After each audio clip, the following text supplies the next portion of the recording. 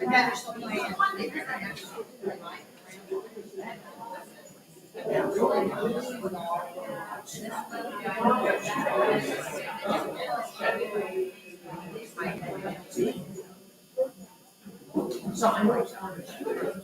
of the 38 minutes ago, it was your legs were winning.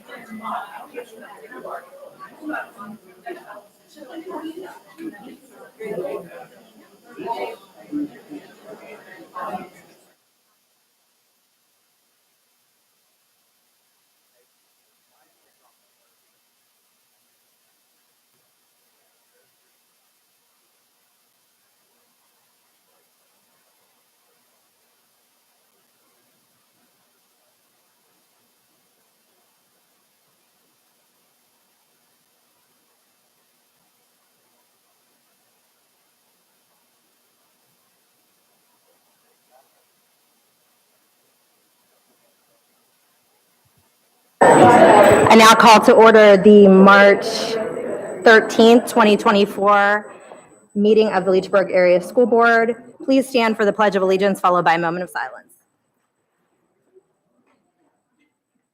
I pledge allegiance to the flag of the United States of America and to the republic for which it stands, one nation, under God, indivisible, with liberty and justice for all.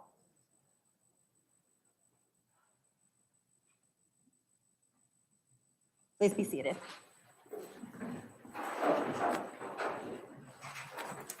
Roll call, please. Here. Here. Here. Mr. Lovelace. Here.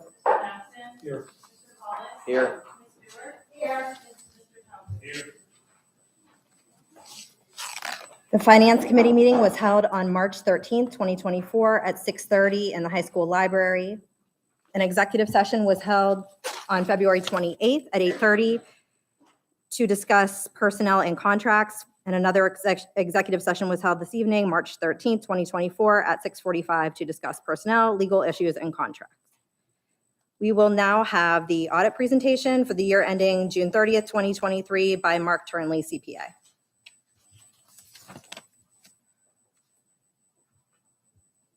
Board members, thanks for having me here this evening.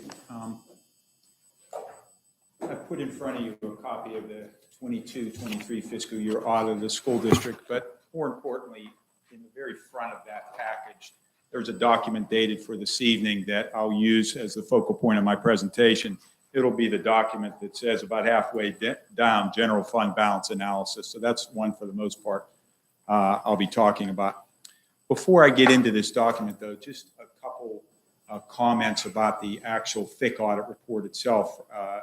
When you get a chance to review that at your leisure, just where things are located. In the very beginning of that audit report package, there is the independent auditor's opinion, which this year we've issued what's known as an unmodified opinion.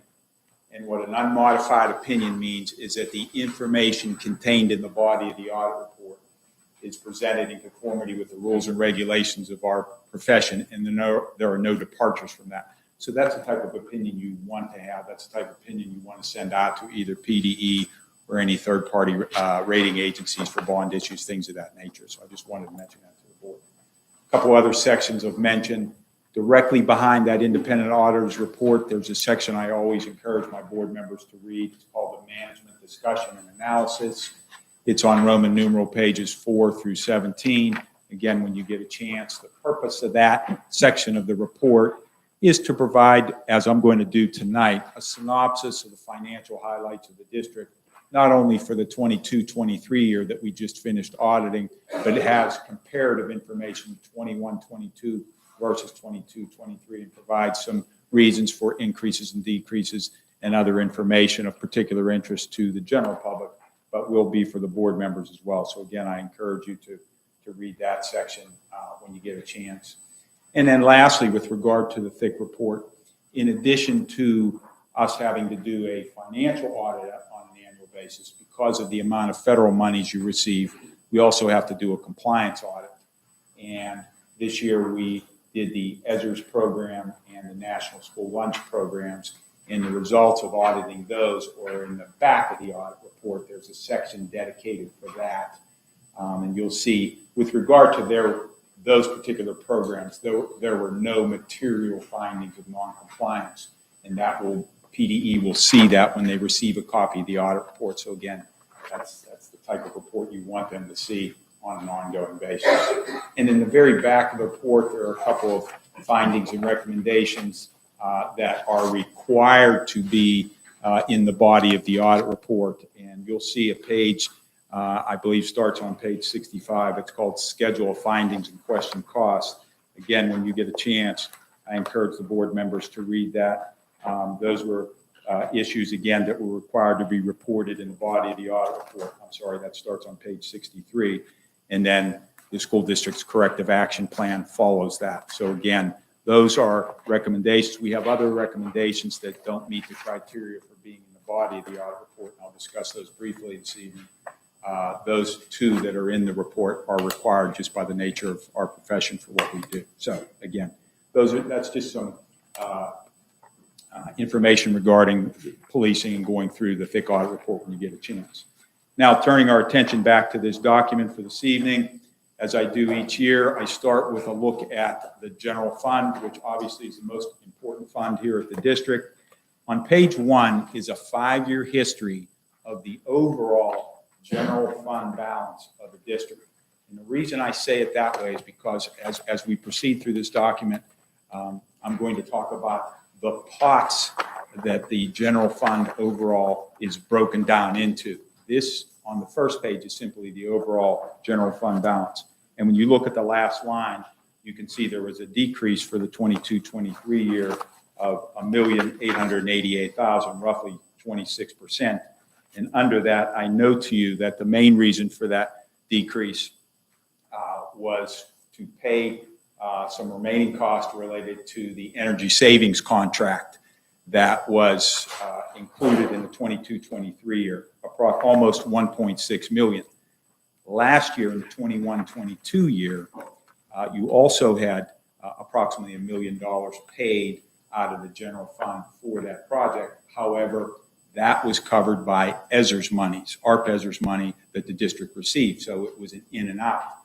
This year, there was not federal funding used for that energy savings project. Therefore, the general fund's fund balance had to absorb that hit, and that's why the decline.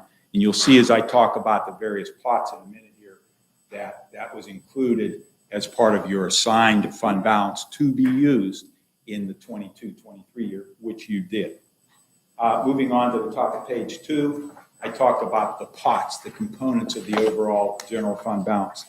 The first pot is the unassigned amount, the amount that's available to be carried forward unrestricted into future years. And you can see a 5-year breakdown of this. The reason I show this is because this is important in the eyes of PDE, because PDE looks at the unassigned fund balance as a percentage of your budget. And I do the math for the board in the first paragraph. And you can see currently where you ended the year with unassigned fund balance of a little over $1,900,000, but that represents roughly 12% of your current year budget.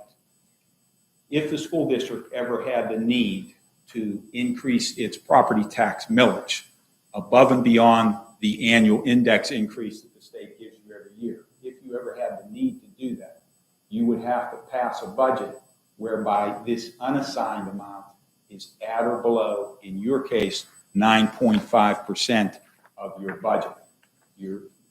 For the year ended June 30th, 23, currently the calculation is at 12%, so you're slightly over that Act 48 threshold for raising taxes beyond that index. Now you have the ability to lower this unassigned amount to that 9.5% just to meet that threshold and move the excess into either an assigned or a committed category. The board has that option always to do that. But for the closeout of this audit, you exceeded that threshold slightly.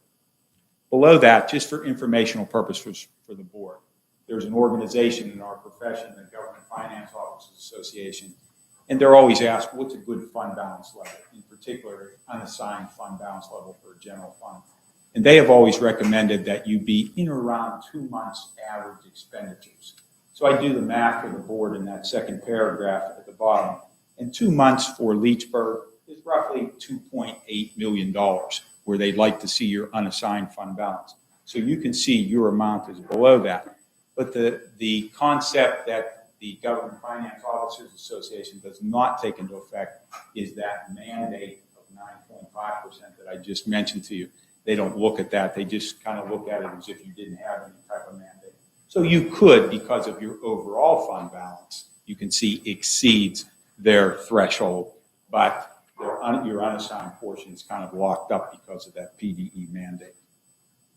Another pot or 2 pots of your general fund balance is broken down on page 3. You have a committed portion and you have an assigned portion.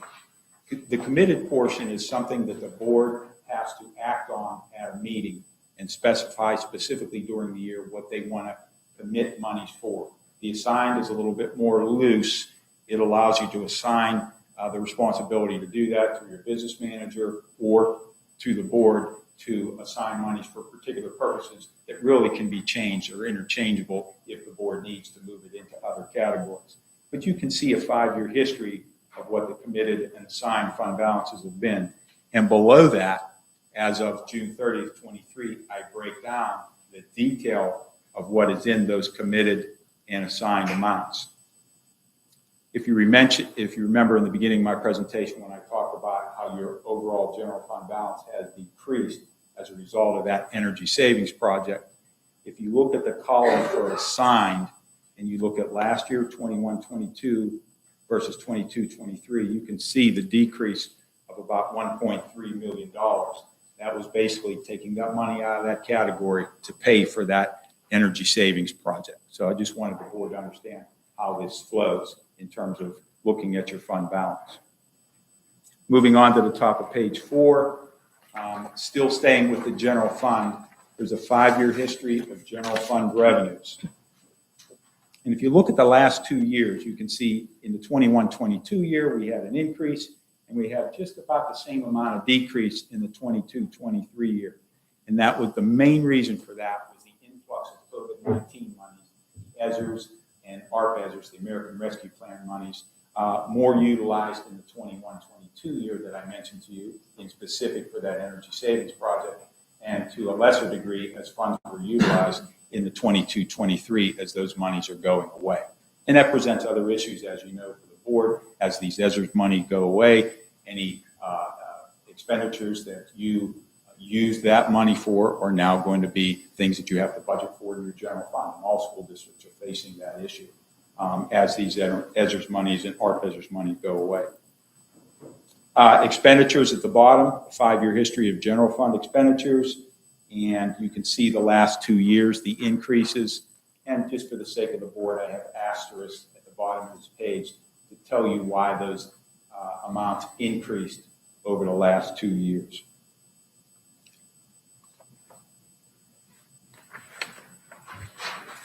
Moving on to the top of page 5, as we always do, we take a look at how you did as a board and your management team in preparing your budget versus actual. The first bullet point talks about actual revenues exceeded budget by $675,000 in the 22-23 year.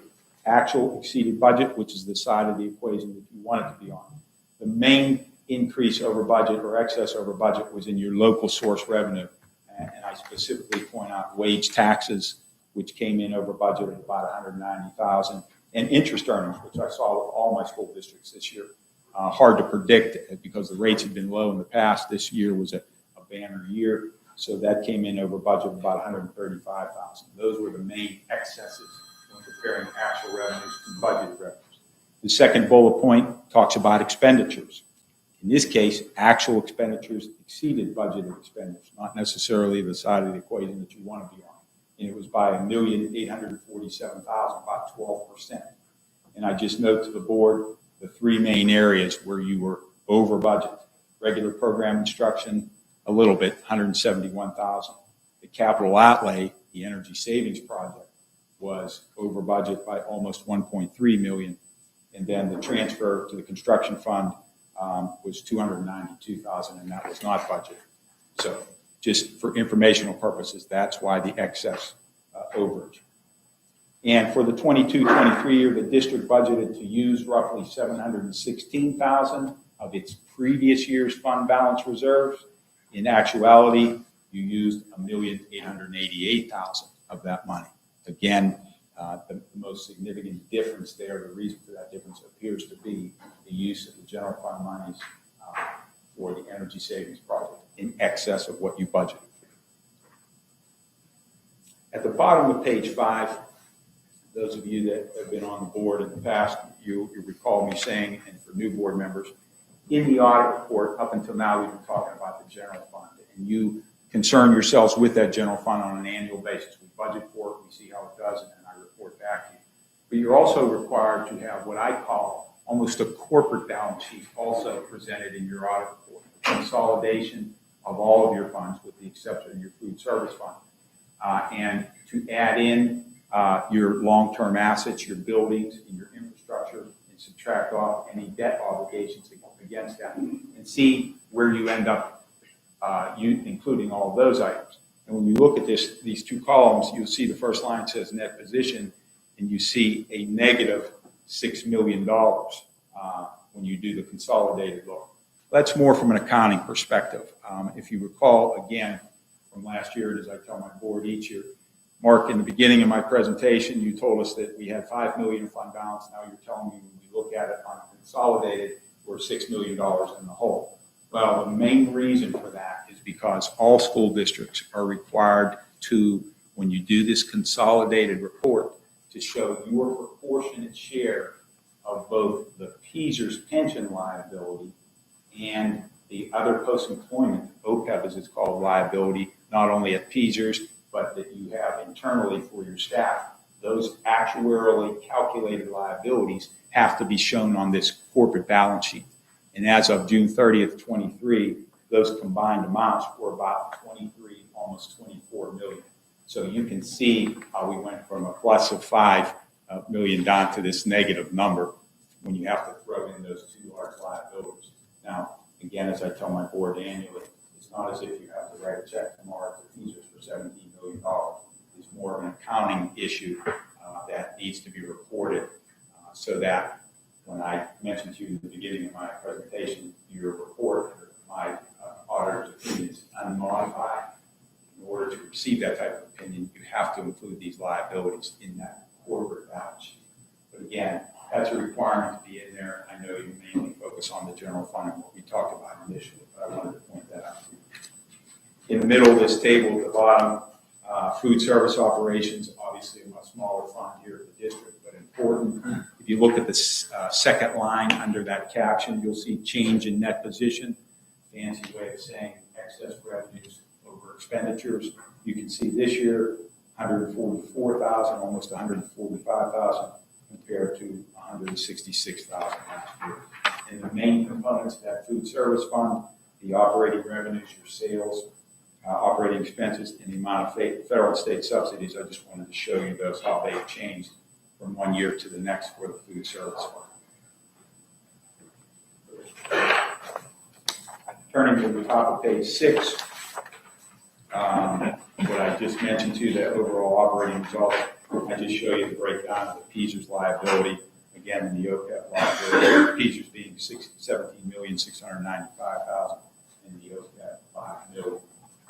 Pretty significant, but it's based upon your number of personnel in the PSERS system versus everyone in the state that's involved in it. So everybody's liability is different. Underneath that, if you remember when I was at the beginning of my presentation, I talked about recommendations that are required to be in the audit report and those that are not, because they don't meet certain criteria.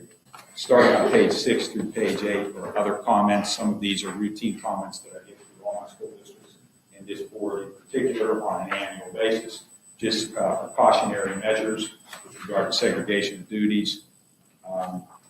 There's a couple of new items this year. One at the bottom of page 7, cybersecurity training. Cybersecurity training is a big issue in our profession this past year. Cybersecurity is not a new issue, of course. It's been around for a while. But in our profession, they're starting to look at this, if you don't take specific measures, as being an internal control weakness of the entity, whether it be a municipality, a school district, whatever the case may be. And what they're recommending is that in past years, schools relied on their IT personnel to have a certain level of cybersecurity training. But our profession feels that a lot of times the cybersecurity fraud and theft occur at the individual level. So that somebody innocently, maybe in the business office or anybody else who has access to the finances of the district may inadvertently, respond to an email that's a fraudulent email and cause financial loss to the district. So what our profession is recommending is cybersecurity training for your staff members in addition to IT personnel, for staff members related specifically to potential measures to look for and how to avoid fraudulent activities. So business office employees and anybody else who has access to the finances of the district. On page 8, I'm sorry, this goes through page 8, over the last couple of years, the influx of federal money, the Bible in our industry, so to speak, that governs the use of federal money is called the Uniform Guidance. And when you accept grant money, federal grant money, what you are saying to those that you accept that from, usually PDE, is that we are fully aware of the Uniform Guidance requirements, and we accept that money under those rules and regulations. We find sometimes in an audit that the schools are not fully aware of those regulations because it's a book fake. There's a lot of regulations in here. I've noticed over the past couple of years, there has been PDE monitoring at several of my school districts. And I just highlight for the sake of the board members the things that they're looking at. And I'm just telling you to use this as a guideline, maybe as a boilerplate going forward for any federal money that you receive. These are the type of questions they look for. These are the type of findings they look to report on if you don't comply with these measures. So again, just kind of word to the wise, I list these all out for you so you can see them. They don't all apply in every situation, but a lot of them apply for the ESSER's money, which is why I gave you the whole kit and caboodle with regard to that. And then the last page, talk about half-day vacation leave. We looked at that, as I know that your solicitor did as well, and we provide our thoughts on that in our recommendations, which are common sense recommendations with regard to that issue as well. So again, these ones that I've just been talking about now don't meet the criteria for reporting in the audit report. You'll see those when you get to those schedule findings and question costs in the report. These are other ones that I just bring into the attention of the board members, some of which you're probably already aware of for informational purposes. So a lot of information. I apologize for that. Digest in a short period of time. I know you're at a disadvantage. You know, have a chance to go through the thick report. But if you have any questions at this point, I'll be more than happy to answer them. I have a question about the consolidated liabilities. Yes. That number, whenever you did that aggregate and looked at it, the actuarial numbers, are our numbers unusual, high? No. Well, in this particular case, they're based on your number of employees versus the total number of employees in the PSERS. So it's all on a percentage basis. So we get that actuarial valuation from PSERS. It's about that thick, and it has every participating member, all school districts. So I did a large school district last week that has their budget is $150 million, and their PSERS liability was $125 million. You can see that yours is $17 million. I've done smaller rural school districts whose liability is less than yours. So yours is just in accordance with their percentage basis of the total. So it's governed by that. Any other questions about anything? So this is a supplemental report, and is this is not part of the audit report, or is this available to the public? Anything that I give you is available. Okay. And that specifically is known as the management letter. It's outside of the audit report, but it's still a public document. I have one other question, unless somebody else has a question. Page of the actual audit. Mm-hmm.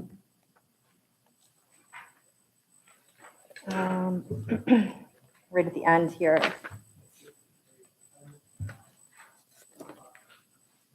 Page 63. Yeah. We've never had that before. So why we are flagged as a significant deficiencies over internal controls? Could you elaborate on why that is? In our professional opinion, whenever there are findings related to internal control that affect the finances of the district, and they have to be reported in the audit report, you can classify them under two categories. One is what's known as a significant deficiency, and one is a material weakness. Material weakness comes into play depending on the dollar amount. So when we do your audit, we determine a materiality level for Leechburg School District. And when you have the size budget you do, materiality may be $100,000, maybe $150,000. So if the internal control finding or weakness, so to speak, that we note while we're doing our audit includes the exposure to the district above and beyond that materiality level, then we would show that as a material weakness. Otherwise, things that don't meet that threshold but should be communicated to those charged with governance, which is this board, fall into the final category known as a significant deficiencies. There are no other options. And those are based on the auditors. The material weakness is a calculated amount, and once it sets that level, then I know I have to put it in there. The significant deficiency is the auditor's professional judgment. Could that particular procedure, if gone unchecked, create financial problems for the district? Yes. So therefore, I reported in the audit report. Material loss, it doesn't appear so based on what I calculated. But it's still an issue that, if left unchecked, would result in incorrect payouts and things of that nature, which obviously you don't want. So I had to categorize it as one or the other. didn't meet the material level weakness, so you don't see that box checked. So it met the significant deficiency level, and that's why that box is checked. Okay. And how many years have you been our auditor? It's been a while. It's been a while, at least 10 years. Okay. And have we ever had the significant deficiencies box checked before? You may have in prior years related to findings in federal programs. If during the course of the audit we determined there were issues that had to be reported in specific, I don't have that information. But never before due to the internal functionality of administration or the board, like this unused vacation payouts for the administrators, or the fact that the board wasn't being presented with budgetary transfers. Those have never happened before. Those, I'm not saying they didn't happen before. But they weren't identified. Right. Okay. Okay. Those are all my questions. If anybody else has anything.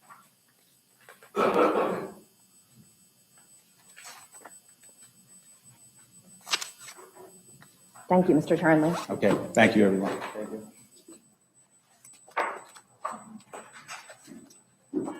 I moved my paper. We will now have the public comments on agenda items. And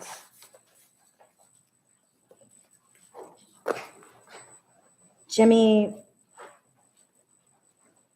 Feud, I'm having a hard time reading it. I apologize. F-E. Right here. Oh, I'm sorry. Please. Not the only one that said my last name. I apologize. I couldn't read it. Okay. Jimmy Fidel. You guys might, I don't want to stand my back to the election. So if I stand- If everybody can hear you, okay, and the board Yeah, can. you got it. Okay. I'm Jimmy Fidel. I am from West Lynchburg. I've lived in West Lynchburg for 31 years. I'm a retired school teacher from this area, 6th grade history. I know I don't look like a typical 6th grade teacher.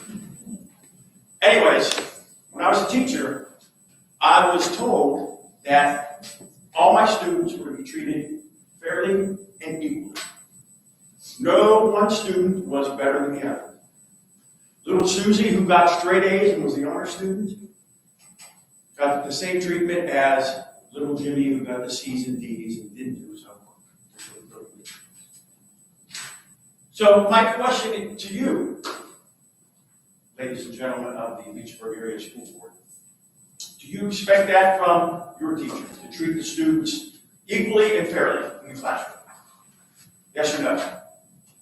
Yes. Yeah, absolutely. Do you expect your teachers to be treated equally and fairly from you people? Yes or no? Yes. Right, correct, right, exactly. Then my question is, why is West Lynchburg being treated unfairly? Why are we burdened with the tax bill when Gilpin and Lynchburg either don't raise their taxes, or if they do, it's a very small amount? Now, this past year, when I got the tax statement in the mail, and the 20 yards from my mailbox to my front door, I cursed more than any trucker who might know. Now, in 3 months, September, October, November, there were 3 installments. I paid almost $750. September, October, and November. We in West Lynchburg, we're small, but we are part of your community. The kids, and I saw a bunch of kids before I left to come down to this meeting, outside playing. There are kids that come to this school. There are elderly people. Now, I'm 63. There are people that are older than me, and they're barely getting by. So my final question, and I'm not going to stand there and rant and rave. You're already saying, get the tattoo guy down out of here. Why are we always taking it up the backside of the taxes, if you excuse my language? I think we need to know that. And if there's anybody from West Lynchburg, yeah, chime in, Because we're getting hammered. We are getting hammered year after year after year. Like I said, I've been there for 31 years. There's probably people here that have been there longer than I have. And every year it goes up. And I just read it was anywhere between, what is it, $256 and $309 it's going to go up. Ladies and gentlemen, pretty soon I'm going to be paying $1,000 September, October, November. We're done. We're done with that. I think it's a load of BS. If you say you treat your teachers, your students, your general public fairly and equally, then West Leechburg is part of that general public. Start treating us equally and fairly. Thank you.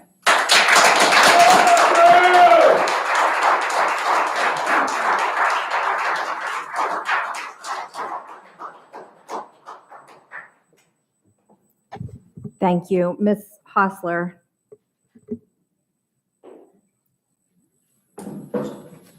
Hi, thank you. I'm Christina Hostler. I am a taxpayer, resident, and on council. Oh, this is working now. Yeah. Other council members would be here tonight. Of course, you know, we have our meeting tonight, and it's really difficult and costly to move a publicly announced meeting. So that everybody knows that as well. I'm not going to reiterate all the points that Matt, my fellow colleague, and I have brought to you in these previous meetings, these past few months. But here's another perspective. When the borough joined the district, I don't know, many moons ago, there was no provision made to have somebody from West Leechburg on the board. And I don't know why. And in the many years since, no other provision has been made to add West Leechburg onto this board.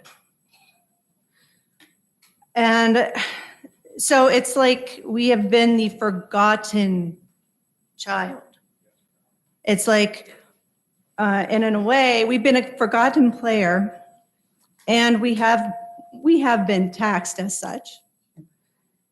And it does feel like we're the parent of a child who's always asking for money. Now, I've gotten to know a lot more about how this all works. And I know that the STEB is a state thing based on, from what I understand, county assessments. And I understand Dr. Keebler is working with other districts in our position to find at hopefully a state level what can be a better resolution to the problem that is plaguing our residents, who can be plagued no more with this. They're taking a number and making it look like, well, this is a number, and this is the answer we've always got when council went to the board. It's a STEB thing. It's a state tax equalization board thing. There's nothing we can do about it. Well, apparently there are some things we can do about it. There are some things we as a borough will have to look at as far as our assessments go. Dr. Keebler is talking with other school districts, so trying to find creative ways to make this problem less of a problem. And let's see. I think that's what I'm going to finish with, other than to say, I hope that we can find some way to get a West Leechburg representation. And if there is a spot or two, we will find the people to be able to run. You can't run just by knowing people in West Leechburg. You have to know everybody in Armstrong County too. And that's how you get in. That's how we don't get the numbers. So please keep that in mind. Thank you. And there are options. Maybe it's not the A2 that was laid out before, but it is worth looking into, because the STEB, just saying it's a STEB increase we're doing, just with the STEB increase, we're $256 more on average. That's what I wanted to say. That is not going anywhere, and I understand that. And whatever you need to add on top of that just creates more. So you all know that it's not sustainable anywhere. And thank you for your time, and I'm excited to hear I'm sorry it took so long. I wanted to hear what more people from West Leechburg have to say. Thank you.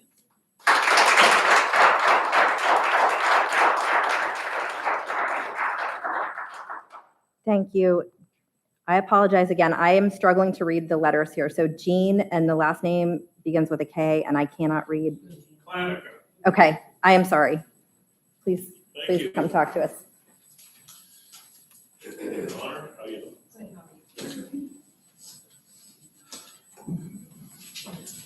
I didn't come here prepared with a speech, but my name's Gene Klanica. I've been a resident of West Leechburg quite a long time. Been a taxpayer up there for about 50 years. I know Darius quite well.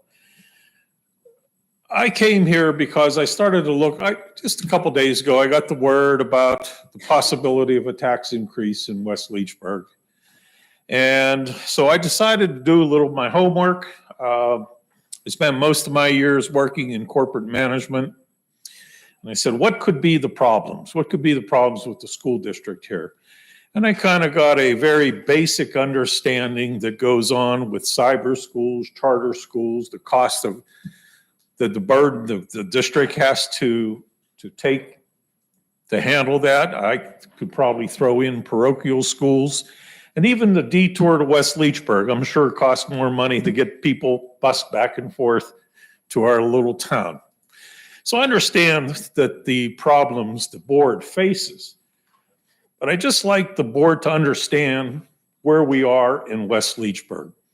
I haven't been to a board meeting in probably 40 years, but the last one I went to, I got a big education on the tax equalization computation, the calculations for tax equalization, I guess is what I wanted to say. And I think the board needs to recognize a little bit of geography here.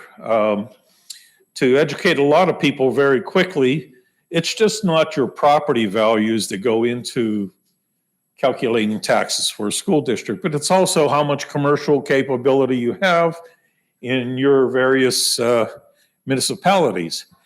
West Leechburg that's the problem child, because in West Leechburg, we're a small, quaint bedroom community. We have no highway system that travels through the town. Therefore, it's not, a good bed for commercial development. So we have 650 homes up there. We're in a different county than a majority of the school districts, so we're assessed differently. And that's what really causes the tax inequity in this district. So the people understand from West Leechburg can understand that as well. I did a little math here. First off, I was kind of curious if there was a mistake on something presented in Facebook. Last year, our tax base was 143.65 mils. Okay? And I noticed in the 5 options presented, the first one, number 1, says no tax increase, but the millage there is 157.92 mils, which is already an increase of 14 mils over last year. And that says no tax increase. Well, that is a tax increase. So it's something to take a look at. West Leechburg was hit this year with a county tax. In my case, it was $229. We were also hit in West Leechburg with a sewage fee, which was a tax of another $160 this year. And now we're talking about being hit with a school tax increase. Even at the best options, a lot of us are looking at a lot of money. And this year, the economy's not so good. People are struggling to put food on the table for their families. They have other expenses. Nothing's cheap anymore. Go try to buy a car today. We can't afford to have a tax increase this year. The people of West Leechburg can't handle that burden for the school district this year. When I was in corporate management, we can only set prices that the market will bear. And we're the market. And the market's telling you, we cannot handle any more price increases. In corporate management, when we came up onto that obstacle where the market would no longer pay for our products, we had to adjust. We had to start looking at our plans. We had to look at projects that we had on the table for that year and see if we could spread them out, whether we could table them all together. We essentially had to tighten our belt because our competition was ready to step in and take our business away. I'm trying to make that comparison to this school district because that's where we're at. West Leechburg cannot afford a tax increase. The people up there are being killed from the county. We've got a hit from the borough, and now the hit from the school, all in the same year. So what I'm asking for the school board, I know you have your problems ahead of you. I know there's obstacles that you may not overcome, but I'm asking you in your meetings to see where you could tighten your belt, control the tax increase. Every one of you has run for this office. One of the things on your platform was, we're going to control taxes. And I'm asking you to do that. Control the taxes, help the people of West Leechburg. You know, I don't want to get into the tax equalization thing, but when I'm saying we all know we have to pay our fair share to keep this very good school district working. But this year, West Leechburg really needs a break. Thank you.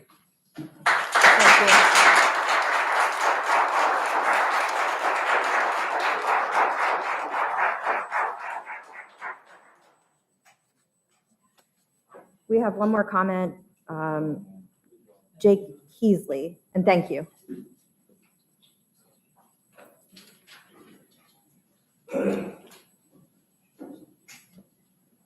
Hi, folks. All tough acts to follow. My name is Jake Heasley, and I'm here to speak on behalf of the taxes impacting West Leechburg. To start, my wife and I have owned our home in West Leechburg for 20 years. My house built in 1962 is a red brick, 1.5 story. It's approximately 4,500 square foot and sits on a little less than a quarter acre. This includes the footprint of the house. My school tax bill for last year was $3,085.02. My school taxes have increased almost every year since purchasing my home. When shopping for our house, our realtor at the time said, West Leechburg's a nice place, but the school taxes are way too high. Are you sure you want this house? And this is back in 2004. I'm sure some of my West Leechburg brethren here tonight have similar stories. I currently have a 14-year-old and a 12-year-old enrolled here in Leechburg. As many of us say, we appreciate the small school feel, and myself included.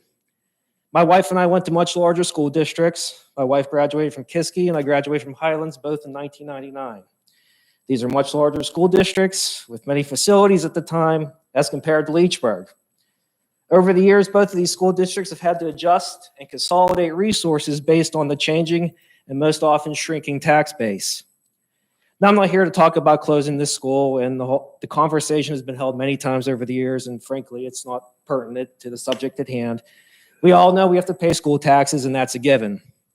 What I would like to talk about is why this district and decisions affecting taxes is continuously biased and unjustly picking the pockets of the approximately 1,300 residents of West Leechburg, knowing full well there's an alternative, more fair tax correction option available. Like most old mill towns along the Kiski and Allegheny Rivers, we are mostly a stagnant community at best. People aren't flocking here to do business or build homes. In the last 20 years, we have lost employers such as ATI's West Leechburg and Baghdad steel plants. We have a small business district down in town in Leechburg on Market Street, but people, especially with young families, aren't lining up to move here. This needs to be taken into consideration. Some say, well, the high taxes we pay in West Leechburg is a payoff for having a nice community and a good school. Okay, listen, I bleed Leechburg blue and white as much as the next person, but a school enrolling with a little over 600 students operating on an approximate $1.2 million budget deficit, along with the school and associated school board seldom making favorable headlines in the newspaper. It begs the question, what are we, especially in West Leechburg, paying for, and is it worth it? On paper, not only does it look fiscally irresponsible, but shows a school board and a school district that continuously gives the middle finger to the taxpayers of West Leechburg. To address this, board, I ask you to consider this taxing disparity and select an option that will make tax more balanced over Leechburg, Gilpin, and West Leechburg. It's in our schools like this, more specifically in kindergarten, where we learn things like how to share and how to treat others fairly. We need to think back to those lessons and apply that concept here. Now to the new folks on this board, us West Leechburg folks are also looking to you to make a difference. You gentlemen had a campaign billboard on the corner of Summit in Maine and West Leechburg saying, "We hear you, West Leechburg." In the end, you folks won the vote. Congratulations, and I hope that all of you are listening to us tonight. It is my belief that a more balanced tax approach over these three communities is the only way to ensure the survival of this institution we are all fond of. If things stay as they are with this lopsided, disproportionate taxing, pretty soon there won't be a West Leechburg. And as a result, there won't be a Leechburg school. Thank you for your time.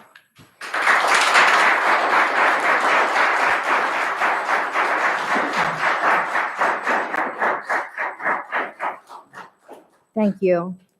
And we will be discussing all of that with the preliminary budget presentation. I appreciate everybody's comments, and we look forward to sharing with you what we've been working on too. We'll do the administrative reports now. Mr. Rogers. Good evening, everyone. Mr. Komar is at a separate event this evening, so I'll be talking about special education as well. Mr. Komar had me speak about a middle school reading intervention program that was just started. It used the Sunday reading intervention program with identified students in February for middle school. This was put in place for upper elementary students as well, just to look at some of the deficiencies we have with reading. Mr. Komar had transition meetings. The next meeting will be held on March the 21st. He's had a number of students do job shadows so far. 2 students will be attending work skills programs later in the month of March. And they are always looking for community partners for students to learn both job-specific skills and general soft skills. In the special education department, they had 27 meetings held or to be held in March for IEPs, GIEPs, and 504s. Now for some middle high school news. Our winter Keystone results are back. We took the test in January and just received the scores back. We had 21 students who raised their scores to proficiency. The majority of the time you take your tests in the spring. If you do not achieve proficiency at that, you have the opportunity to take retakes in the winter. We take advantage of that, and we had 21 students raise their score at that time, which is pretty high. Usually we want to get 15 to 20% students at that time. I believe we were around 19% of our students who retook the exam, so we appreciate their efforts on that. Spring sports practices have begun, and games will be starting soon. Numbers are up for our teams, so we appreciate the coaches and the kids participating in that as well. In the next few weeks, we'll be creating the spring testing schedule. Just got the winter exams back, and now we're already planning for the spring. PSSA exams for middle school students will begin April the 23rd, and Keystone exams for students in algebra, literature, and biology will begin on May the 14th. And my last note here, something for a good morale for our staff. We recently completed a Biggest Loser competition for about 10 weeks in the school. We had 28 participants and lost a little bit over 300 pounds as a crew. So congratulations to everybody who participated in that. That's my report for this evening. Thank you. We're going to have Dr. Keebler give an administrative report, and this will focus a lot on our efforts related to the STEB issue in West Leechburg. And then we'll move into the preliminary budget presentation.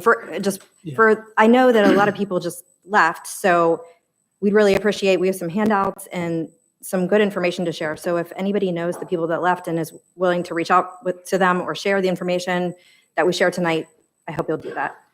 Yeah, I just wanted to address that. We had a lot of updates that go right with everybody from West Leechburg. And I want to start off by letting you know, myself as well as the board are very aware of the disproportionate taxation that's going on in our community. It's been the top priority of mine over the last 2 weeks.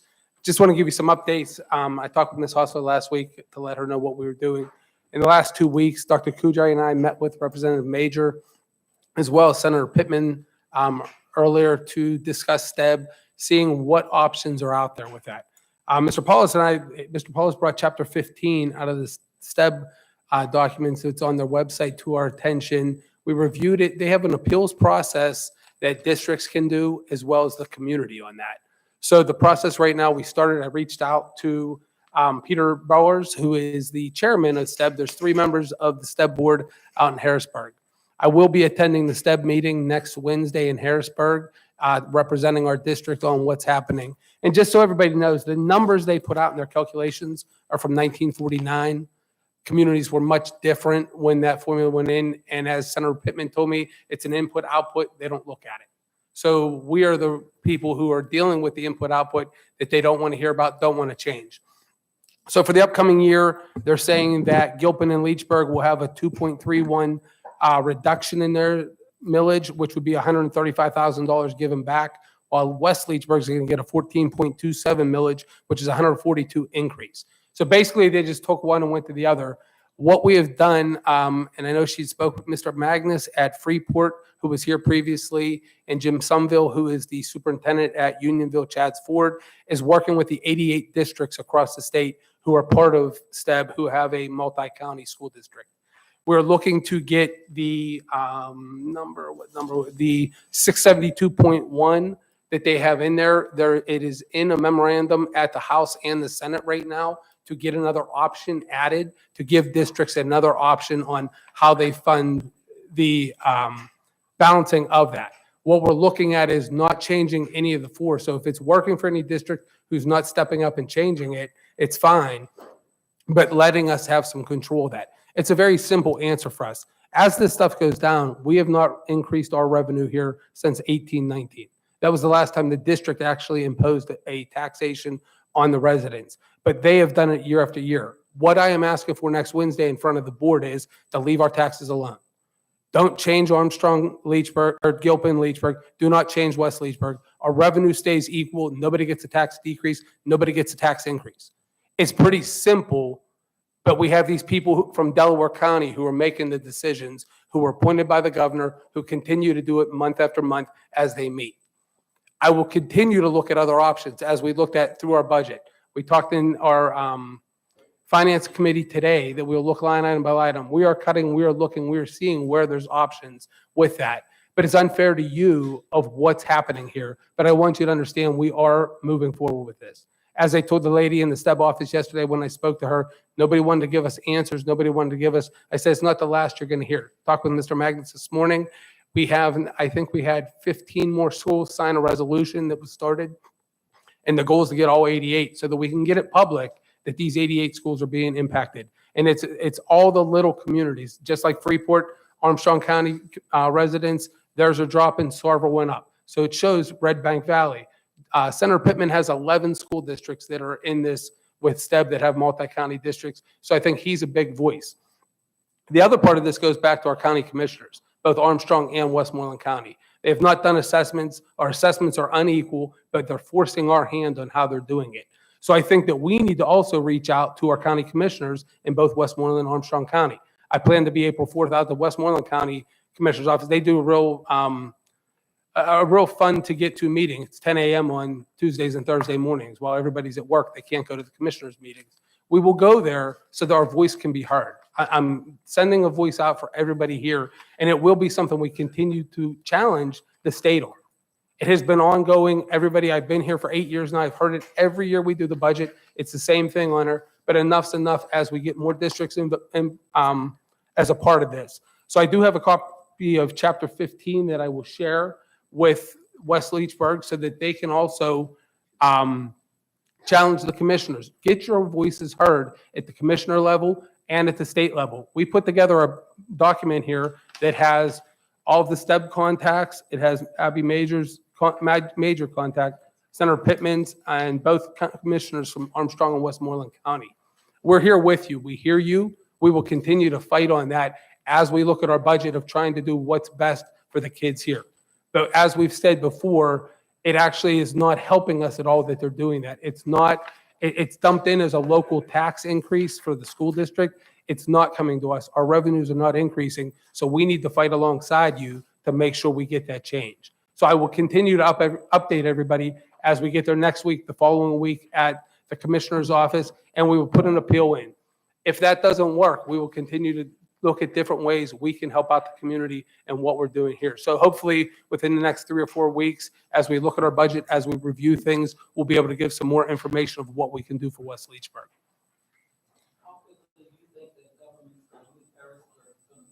I'm not sure. I mean, I talked with Ian this morning. I don't know that we'll get anything done this year, but we're going to look at options. What can we do, even if they impose that we have or other options that we can look at?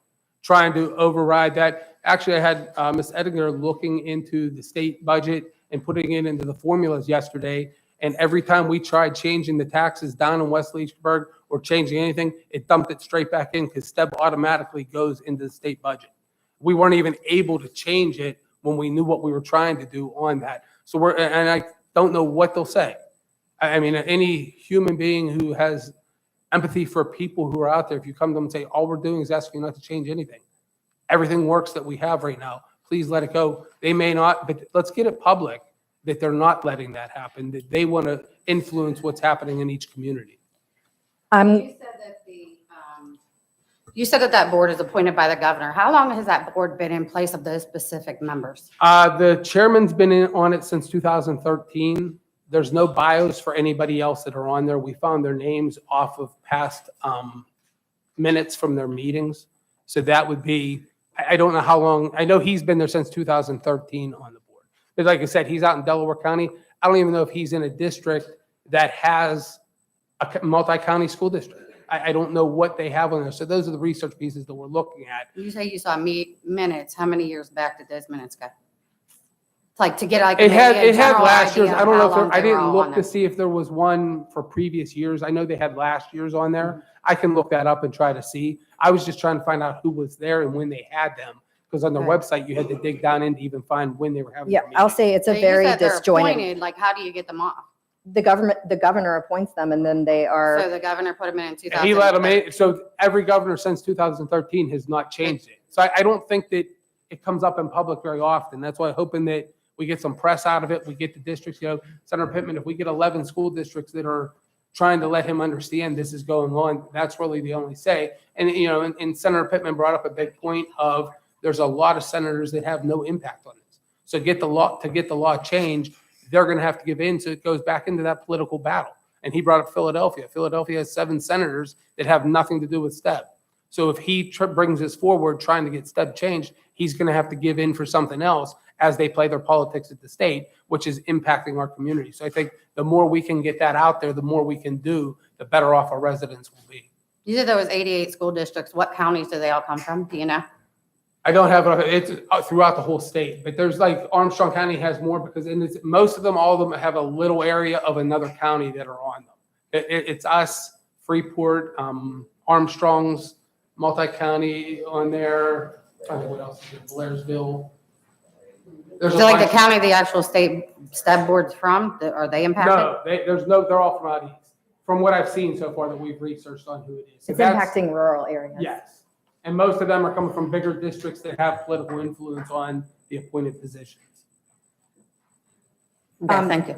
The website is really hard to navigate. There's very limited information on there. We had to dig and research an awful lot to find what we found.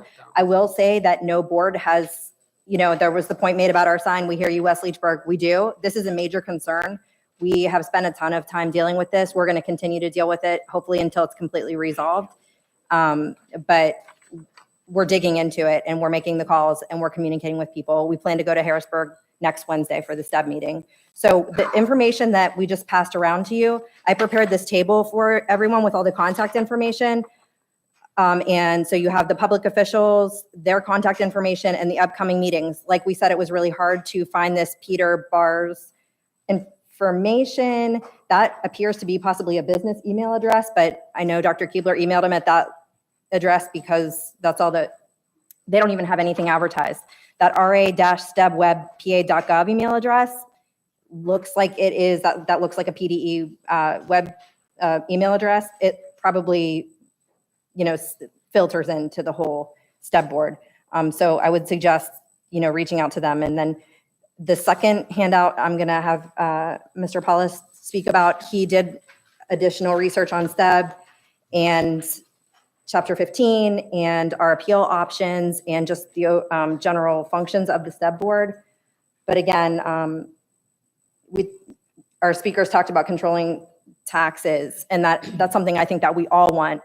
Right now, we're fighting for just local control of our school districts from a taxation perspective. We're fighting for that. So we appreciate your support in that. Thank you, Dr. Kudrev. Something else that's floating around is the STEB Fast Facts. I strictly pulled these information from the 2 links at the very bottom. There's 2 citations at the bottom. This comes directly from the state law. This comes from Act 58 of 1996 when it was readopted or revised or something. Okay, and I'm reading Chapter 15 right here that titles State Tax Equalization Board. It is a total of 6 pages long of legalese, of lawyers talking and people who don't have any idea of what it is on a local level perspective to rural communities like us. Ms. Knight asked a very important question: how do the people get on the STEB board? And I would just like to read this a little bit here. It's called Appointment and Service. Number 1, the members of the board shall be appointed by the governor for terms of 4 years each, or until their successors are appointed and qualified. A vacancy shall be filled by appointment of the governor for the unexpired term. Number 2, a member of the board may, after notice and an opportunity to be heard, be removed for cause by the governor. And number 3, compensation. The chairman of the board shall receive an annual salary of $25,000, and each other member shall receive an annual salary of $24,000. So this is also another tax-funded job as well. So they're taking tax money and paying these people as well. And quite frankly, if you read through the rest of it too, they don't have to have a meeting every month. They don't have to have meetings every 2 months. The Fast Facts just kind of boils down the highlighted points that I put into the right here. Everyone's welcome to read it afterwards. I'll have this appointment here. We can also post it to the website or on board docs as a resource, so everyone has the opportunity to read that. So everything on the Fast Fact sheet strictly comes from Chapter 15, State Tax Equalization Board, except for the very first bullet point. It comes from the STEB website. So feel free to read it over. It is a lot of words. It took me probably like 2 hours to fully understand it and read it last night. But it's definitely worth a read because there's a lot more in there that we could do, that we are looking at doing, as Dr. Keebler mentioned earlier today. Thank you. And if, Ms. Ettinger, if you're able to add this to the resources tab of board docs, I would ask everybody, have a look at it. And this is the Chapter 15. Look at Section 1513 under Appeal Procedures. At this point, I believe what Dr. Keebler would be asking for is an appeal to keep our tax formula, rebalancing, whatever, the same as last school year. So that's our request appeal to the STEB board, and we're going to follow through from there.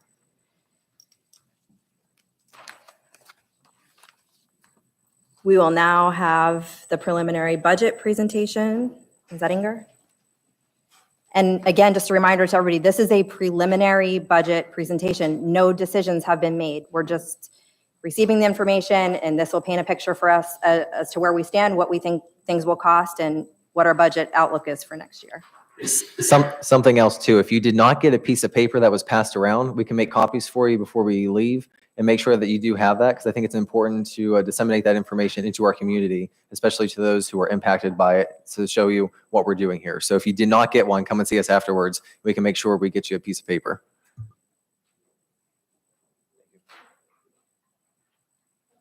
I'm just going to jump right into it, I guess. So as was stated, this is all just preliminary. These are all just preliminary numbers. A lot of the numbers, we do not have final numbers yet. So just the agenda for what we're going through. Obviously, we have a mission statement, a vision statement, our budget process and timeline. I have student and staff information, and then obviously revenue, expenditures, some scenarios, and then of course your fund balance. So just our mission statement of the Leechburg Area School District is to maximize student learning and achievement by increasing high-quality educational opportunities for all students. And our vision statement is to provide teachers with the most applicable and relevant professional development so that they can provide our students with the most current and appropriate education that will enhance their success in their post-secondary future. We will allocate our resources to enhance our academic offerings through interactive technology and teaching, promote the growth and success of the students in district through positive public relations, and provide our students with a safe and caring learning environment. So this is our budget process. We passed an Act 1 resolution. You guys passed an Act 1 resolution in November this year. That was approved and filed with PDE. The budget spreadsheets were sent to administrators, and those were due back in January.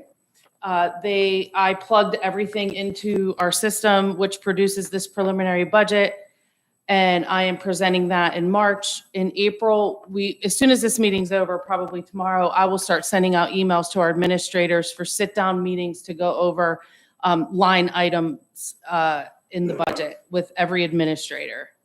The budget will continually be analyzed over the next several months. In May, you will approve your preliminary budget, which then needs to be posted for the required 30 days. And in June, you will approve your final budget. This is as of 10/1, right from our PIMS reporting.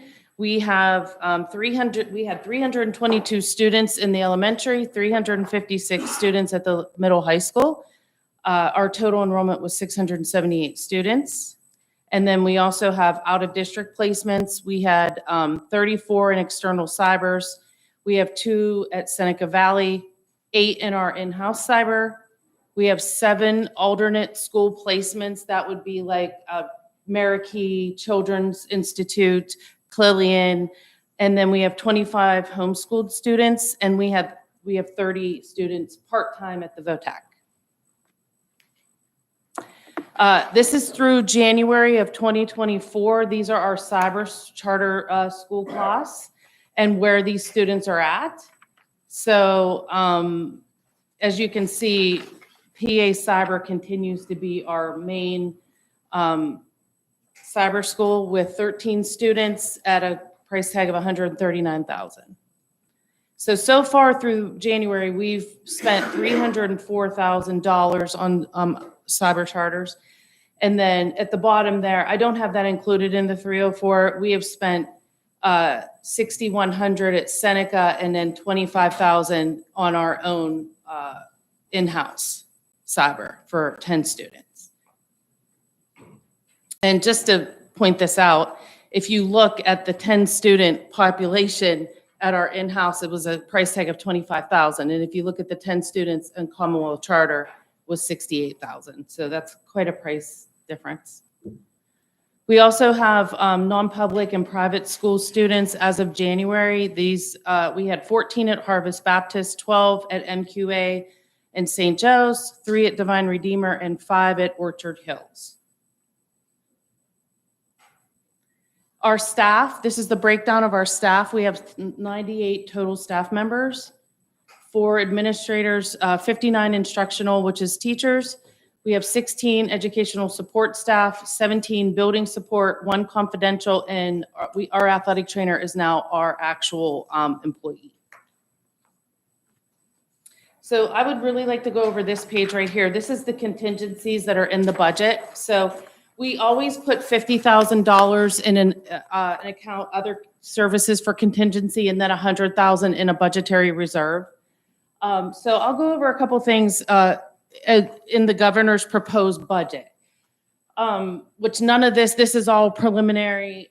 He proposed a $200 million increase to basic ed funding and $50 million increase to special ed funding. You've heard me talk many times about basic ed funding, about a base amount and then another pot of money. Our base amount in basic ed funding is a little over $4 million. His proposal is that he wants to reset the base to what your 23-24 number was. So our 23-24 basic ed funding is a little over $4.6 million. So he wants to reset that so that you always get that base. So we would always get that 4.6 million. That's in his proposal. So he wants to, that's one of his proposals. Is it sustainable? Because every school district in Pennsylvania would reset the base. So, you know, ours is 600,000, but there's other school districts that are millions of dollars. Is that sustainable? Because then that's guaranteed. And that's a big question, whether that is sustainable or not. So he also proposes $50 million for the PCCD safety and security grants, $100 million for mental health grants, and he wants to add $30 million to the pre-K counts program. In our budget, just items to note, we do have some outside placements right now. It's to the tune of about $310,000. Our healthcare premium is going up. I was at the IU today. It is going up 13.97%. For us, that's about $220,000 increase just in healthcare, medical insurance. This charter school tuition that we're budgeting for, $735,000. We're projecting 23-24 to be over $650,000. Our employer retirement this year is 34%, so it is going down 0.1% to 33.9 for next year. And then obviously, like Lenape, right now we're projected at a 3% increase, which is about 15,000. And we're in year 4 of our early retirement incentive. That's a 5-year incentive, and that's 84,000. And just a reminder, I've said this also, we have no more ESSER money. So it's all local funds at this point. The ESSER money is gone. Any questions on any of the governors? I will let you know that we were a little aggressive, and I'll go over this more when we do the revenue side. I budgeted the base, reset the base, and I normally would not do that, but we were being a little bit aggressive in that. So we decided to use that as a line item, as a revenue line item, that we were going to get the base of what we got what we're going to get in 23-24. Yes. Did you have a question? So you're saying more or less? More. Oh, okay. 4.6 million. Our current base is a little over 4 million. Okay. His proposal is to reset that base based on what you received what you're going to receive in 23-24 basic ed funding, which ours is a little like 4.6, a little over 4.6 million. So in this presentation, our basic ed funding revenue line is 4.6 million. So you were conservative?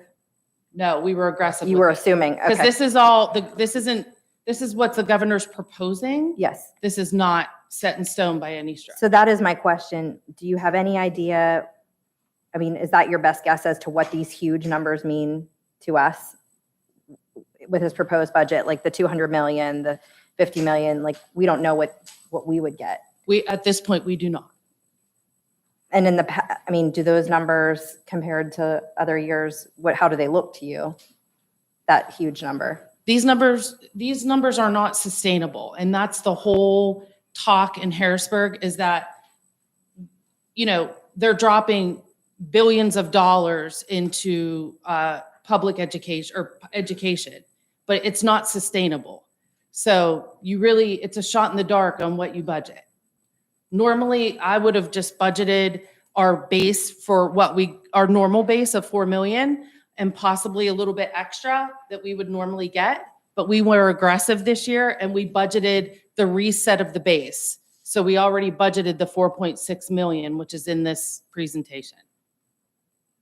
And Teresa, just to add, there was a PARS presentation this morning that talked, and a lot of this new funding is coming from the lawsuit that went for the unequitable funding of schools in the state right now. And those findings came out, it was 5.4 billion. It was showing the schools were unfunded. So it was saying the state should be accountable for 5.4 billion to take off the local tax base because of how it's funded in our state. And they're saying the state would be accountable for 5.1 billion over 7 years. So once again, they have no idea how they're paying for it. In his current budget, they're funding it for 1 year. What they're looking at is breaking that down over 7 years and saying that over 7 years, they're going to add 5.1 billion. I have no idea. They didn't come up with an idea of how they're getting that money, but that was the basis for where these numbers came from. And there's only money there for 1 year so far. And as we talked this morning about it, if they don't have a plan to sustain it over the 7 years, it's just going to throw more money that's going to disappear if you spend it. It'll help once, but we still need to figure it out. I was going to say that his proposal is basically for 1 year with no sustainability after that. So just a breakdown for anyone, we categorize our revenues into 4 basic revenue codes. So anything that is you'll see a fund at the beginning, which is 10 is our general fund. So when I say that, I always think people know what I'm talking about, but a lot of times they don't. But 10 is our general fund. So then if you see a revenue code with a 6, starts with a 6 and the second 4 digits, that's a local revenue. So your local taxes are 6,000, your per capita, your earned income, those are all in your 6,000s. So anything that we get from the state, the basic ed funding, the special ed funding, those are all in your 7,000 revenue codes. Those are all from the state. Anything in the 8,000 is the federal. And then anything in the 9,000 is just other financing like interfund transfers. Okay, so you'll see the breakdown on a future slide. So again, I will always continue to put this in here. There are 500 public schools in Pennsylvania. 89 of those districts are in multi-counties. There are 78 districts that are in 2 counties, 10 are in 3 counties, and 1 actually has the pleasure of being in 4 counties.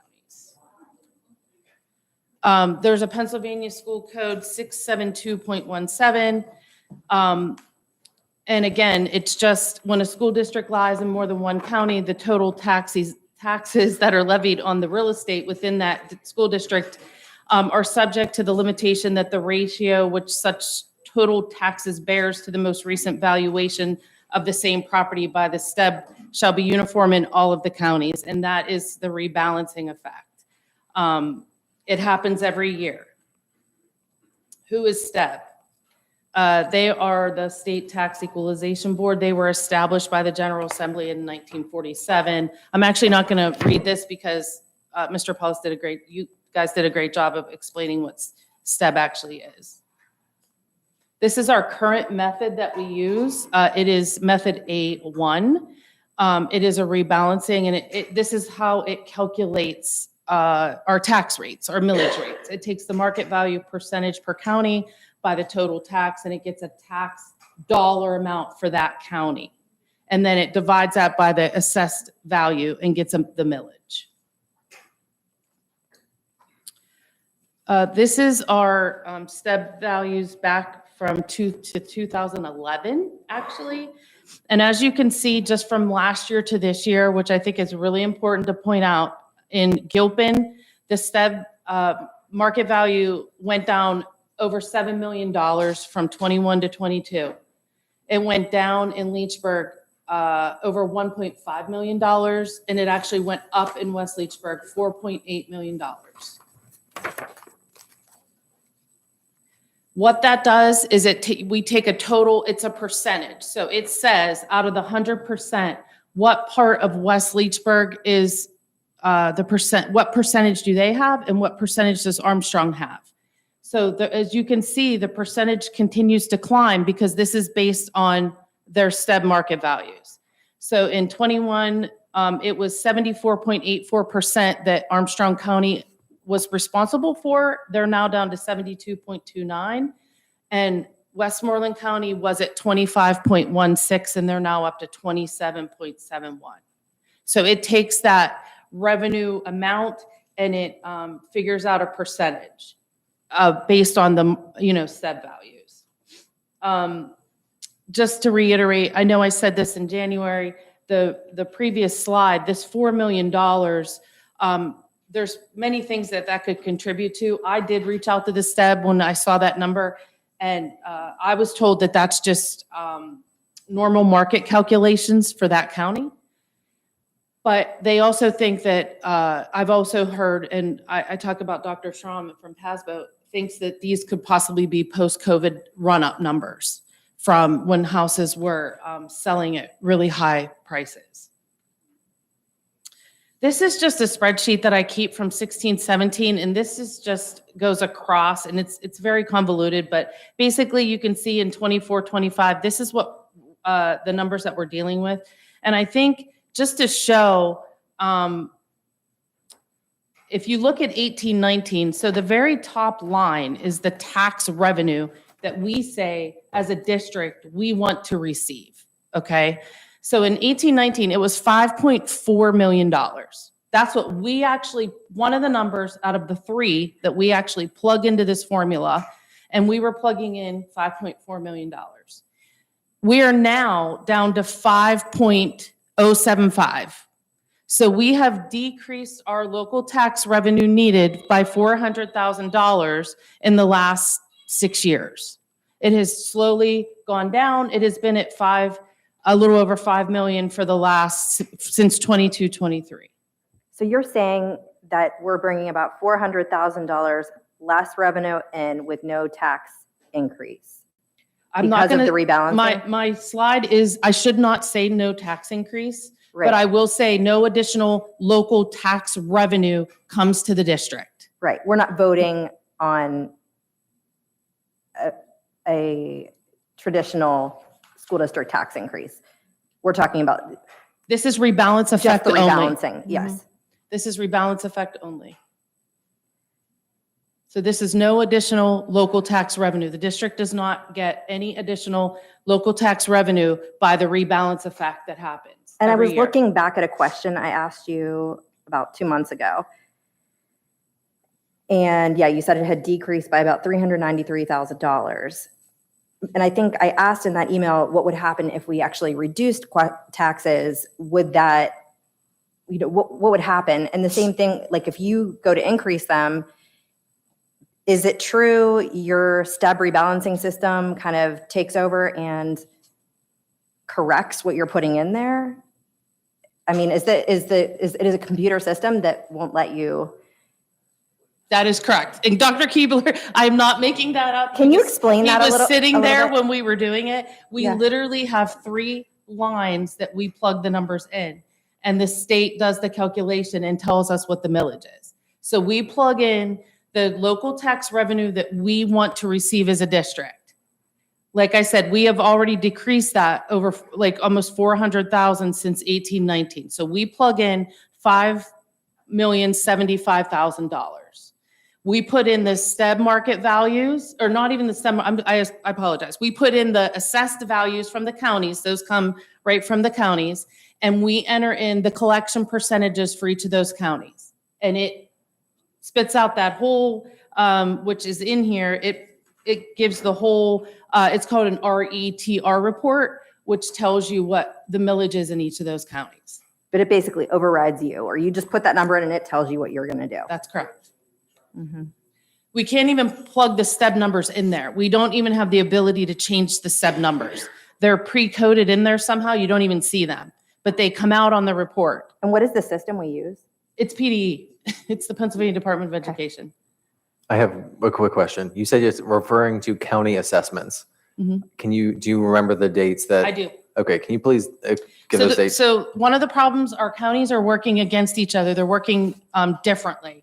So Armstrong, so they each use a base year. So Armstrong County is using a base year when they do assessments of 1997.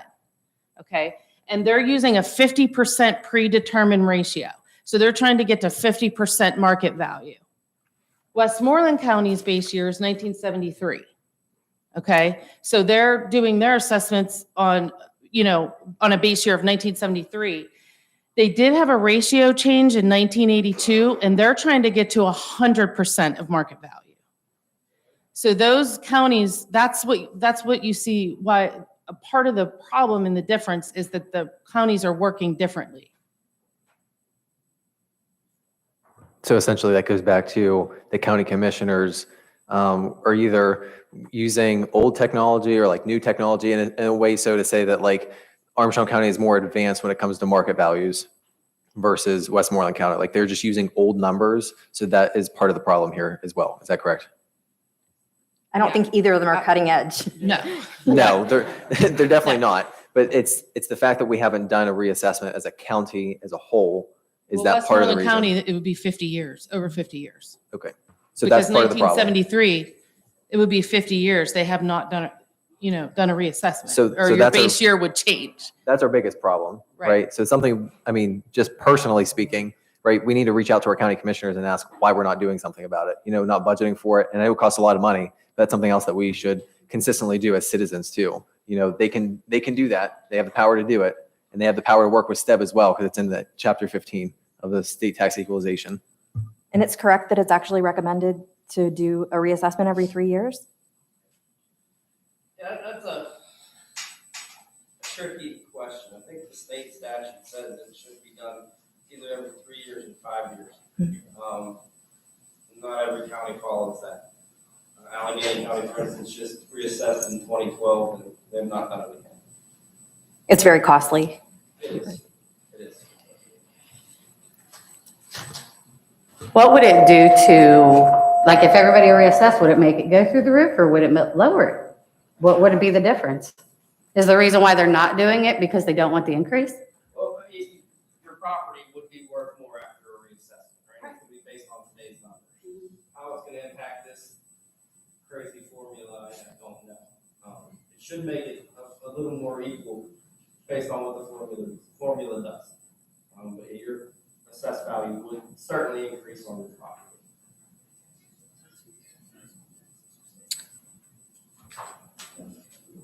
This is just the other part of that spreadsheet. It goes down and it just shows, so I'll just let you look at the second block of numbers is the millage rates.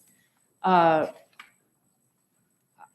do want to say that I understand that we have had increases though in both counties, and we have had some decreases in both counties. So it hasn't been a steady increase or decrease. I see there was a 136.59, it went to 134, and then it has steadily increased after that.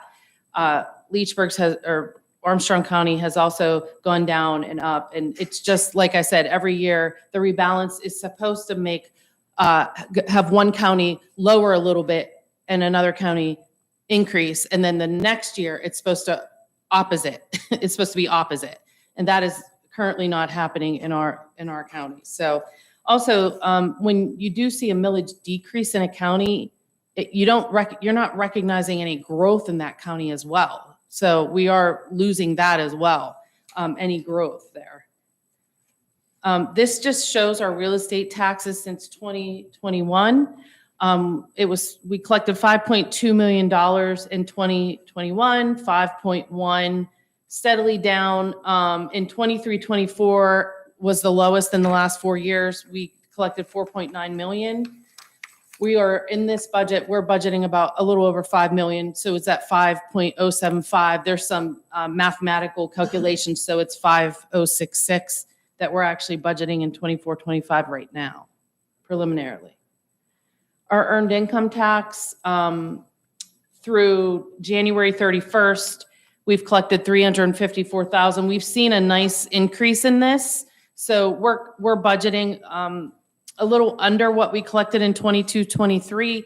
I don't think we're going to hit that number this year. So we're being a little conservative on our earned income tax. And then our delinquent real estate taxes, we saw a huge increase between 2021 to 21-22 to the tune of about 145,000, but then it decreased 171,000 from 21-22 to 22-23, and we're way low this year. Through January, we've only collected 114,000 in delinquent real estate so far. I have a question about delinquent real Yes. estate. Do you have a number that is, in theory, owed to the school district through delinquent taxes? Like how much money is physically out there in delinquency that is not paid to the district? I do not, I apologize, I Okay, don't have, I do have that number, I just don't have it here. Can you bring it to So the next I- meeting? Yes, Okay, thank you so much. sure. If you do, remember when we researched that, it's coming in, is it still coming in consistently, like the collection rate? So what we learned when we looked into that delinquent tax was that we do get our money, we're getting it with interest and penalty. It just kind of lags behind, but you're able to budget for it because it's been relatively consistent. Actually higher, you're saying, a little bit better? It was higher in 21-22, and then it's starting to decrease now. So in 22-23, it was about 171,000 less than the year prior. And then this year, I mean, just based off this number, if we even, this is 6 months in, we're way lower. So even if we doubled that, let's say, we're still way lower than what we collected in 22, 23 so far. I have a question on that, and that's just my memory. I don't recall. Didn't we make a decision on how to collect those? Did we hire? We left it at the county because we're already paying in our taxes as taxpayers for the tax claim at the county, and it was the most efficient. Okay. The other companies that we evaluated when they came in, they were going to take a cut essentially. Right, okay, I remember that. All right. And one of them was like a little bit more of a nonprofit type, and you would get more money up front, but you were giving away money too. Okay. All I right, think thank you took So- 90 cents on a dollar from them. They were the best of the, Yeah. but I it's just- so- I couldn't remember. how yeah, that we analyzed it. And we decided to stay with what we were doing. ended. Okay, thanks.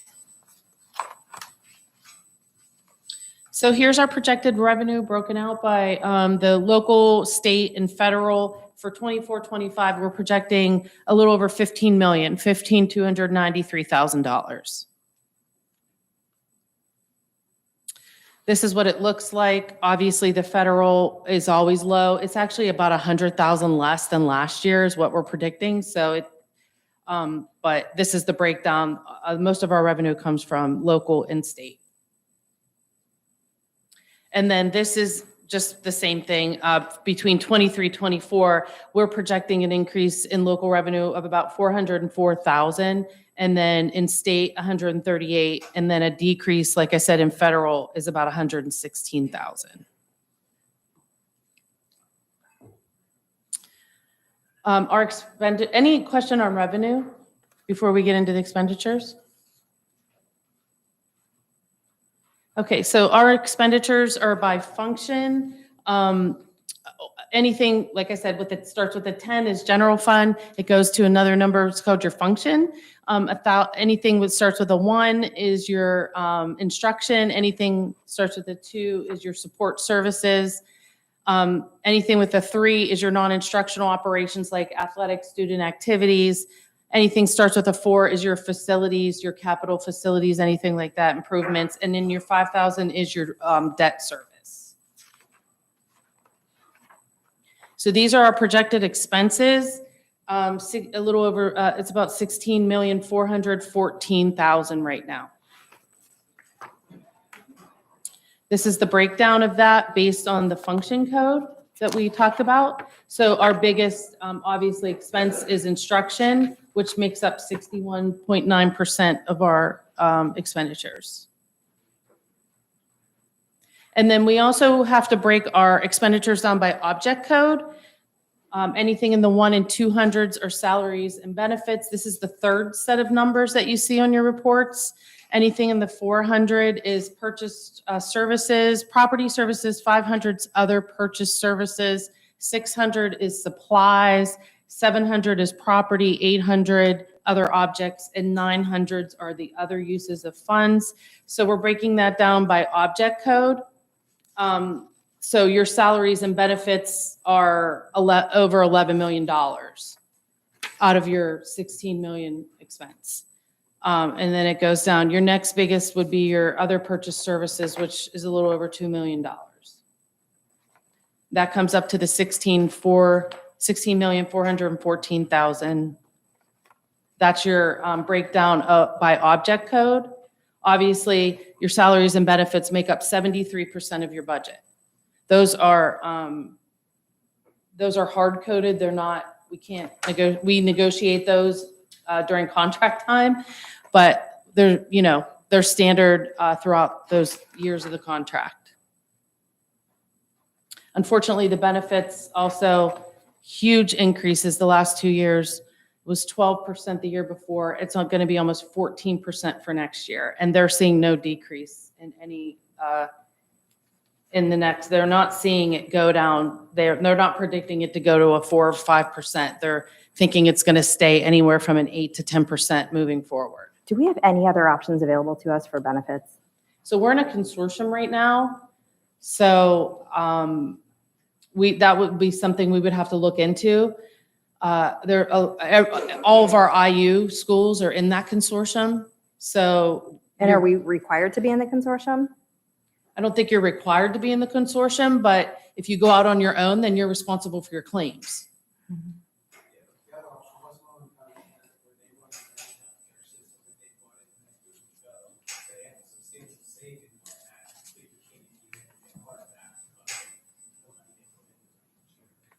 Our increase on benefits is like 200,000? What's that? Is it about 200,000 in an increase we're looking at? 220,000. Mhm. So this is just the versus 23, 24 versus the 24, 25, and where those increases overall in instruction in the $1,000 in the thousand, I'm losing my mind. Thousands, it's an increase of a little over 617,000. In the support services, we're increasing 109,000, 12,000 in the 3,000s. We're actually decreasing in our facilities. That's actually the gym roof that was budgeted. I'm sure there's going to be something budgeted in there. We just don't have those numbers yet. So right now it's decreasing 400,000. And then in debt service, it's a decrease of a little over 5,000. So this is our overall rebalance, our scenario 1, rebalance effect only, no additional tax revenue to the district. Projected revenues are 15.2 million and projected expenditures are 16.4 million with a deficit of $1.1 million. I took out the budget contingencies that are in there. If they're not spent, we're looking at a projected loss of $971,000 for 24-25 right now. So these are just scenarios. I feel like I know we're not going to do this, but I want to give you guys all of your options. So this is just to increase up, if we were to have a tax increase above the rebalance, up to 2%, and what that looks like across the board, and what your projected deficit goes to, what your local revenue, what we would ask when we plug those numbers in, and then what it looks like on average to the taxpayers. And then this is your fund balance. Your current fund balance, and this matches your audit report, is $5.4 million total between your 4 pots of money. We're projecting, based on what the budget presentation, final budget from last year, a $908,000 loss for this for 23-24. That means you end your 23-24 with a $4.4 million fund balance. And if you add that $971,000 loss of 24-25 right now, you're ending 24-25 at $3.5 million fund balance. I have a question about Sure. that. So Mr. Turnley talked about a healthy fund balance. And I know you've talked about that in the past. What is considered a healthy fund balance to have for a school district like our size and like our expenditures? Is there a set number that they say, like, you have to have 2 months set aside of expenditures or something? It's exactly what he said. Okay. Is it So 2 months? Our fund balance was healthy, and although you have to remember, for 2 years in a row they put like $1.9 million in the fund balance. Well, that's because they had $2 million of ESSER money coming through that wasn't, that it's gone. So you are now, everything's coming out of your local funds. So as you can see, just from last year, now that was always planned. That McClure energy savings project was always planned to come out of the fund balance, part of it. That $1.5 million or whatever, I believe, was presented as that portion was going to come out of the fund balance. So that was not a surprise, I guess. But these, losses, obviously, we're doing the best that we can to not end this loss at 908,000 this year. So hopefully that number will not, be that. So. Then just refresh my memory, if you will. What school year did we do the McClure project? I know We just ended it at the end of 22-23. So what time, when did it start? And it just finished?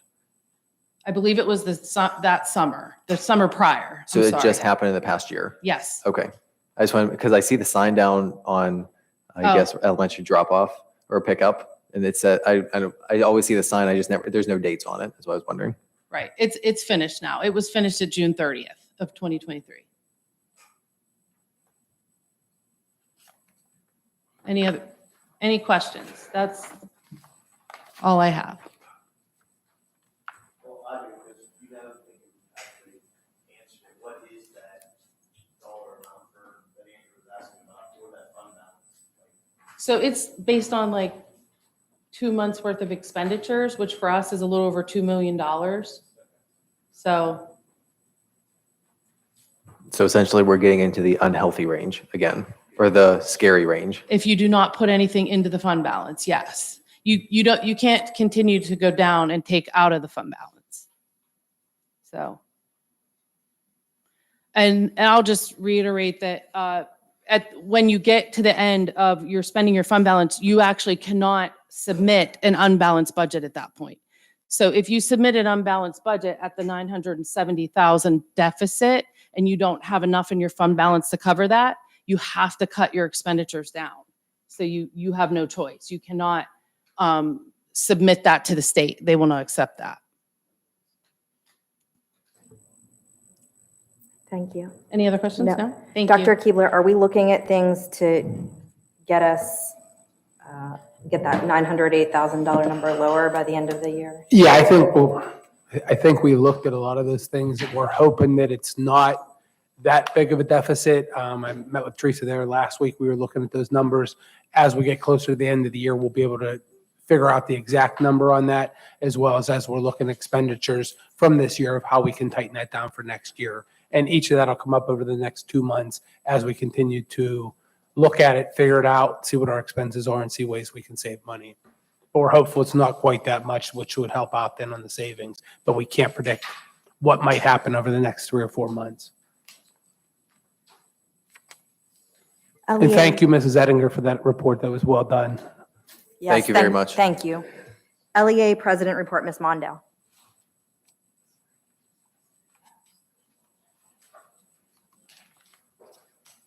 Good evening and happy March. Hopefully this is a little more lighthearted than lots of the fiscal doom and gloom.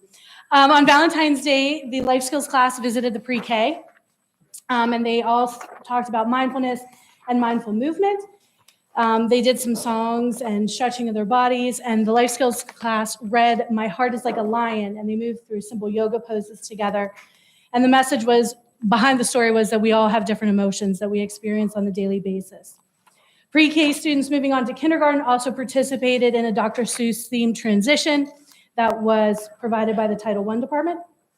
Kindergarten created artwork inspired by the Lorax in their hallway. So if you have a minute, please go down and check it out. It's amazing. Second grade is learning to tell time by 5-minute intervals using an old school analog clock. God bless them.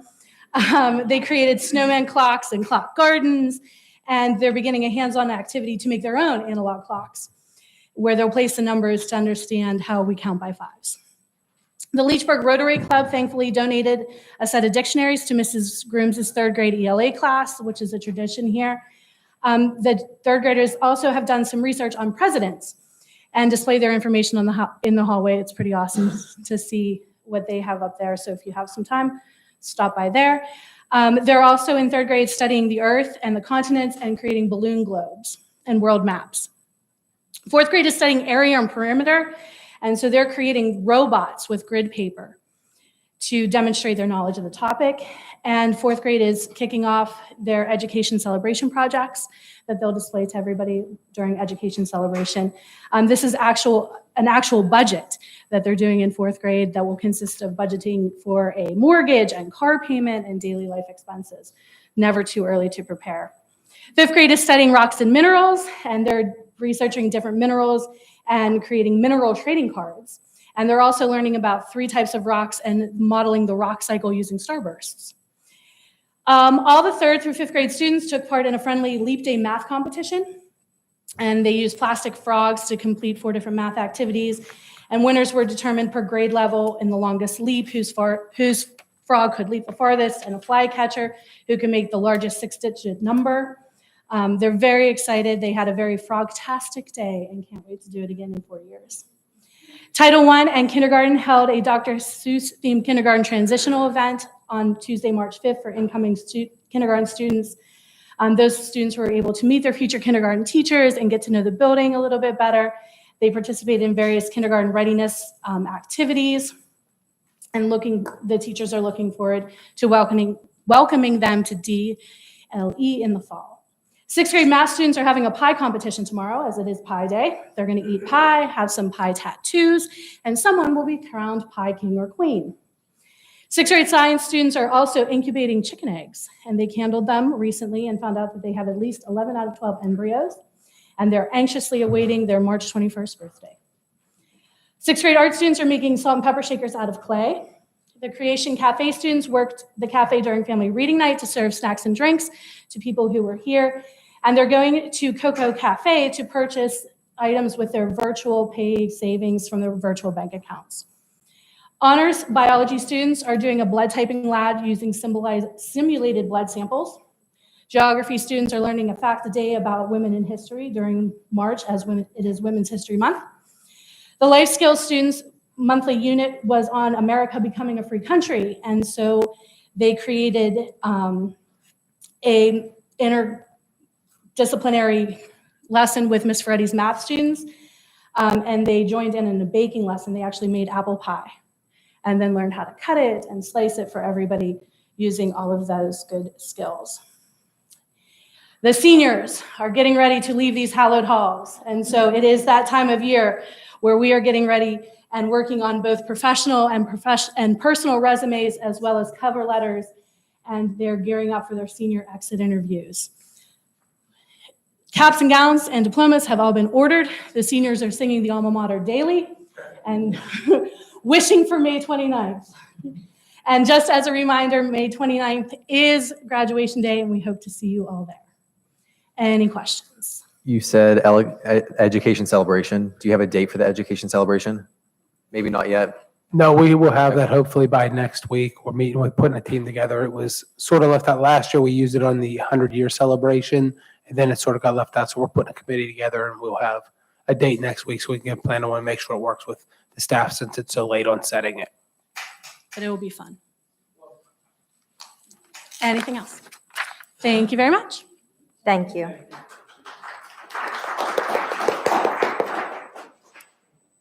We need a motion to approve the meeting minutes for February 2024. So moved. Discussion. All in favor? Opposed? Motion carries. Personnel would be you, Dr. Keebler. For personnel, we have item 7.1, which are non-athletic supplementals. Motion or number 7.2, athletic supplementals. 7.3, game day workers. 7.4, athletic supplemental. 7.5, high school chemistry teaching position. 7.6, custodial maintenance hybrid position. Item 7.7, resignation, employee 788. Under budget and finance, we have 8.1, the E-rate agreement for the Computer Technical Solution, Inc. 8.2, the PSBA Insurance Trust Agreement. 8.3 is the MOU between the Leechburg Area School District and Leechburg Education Association.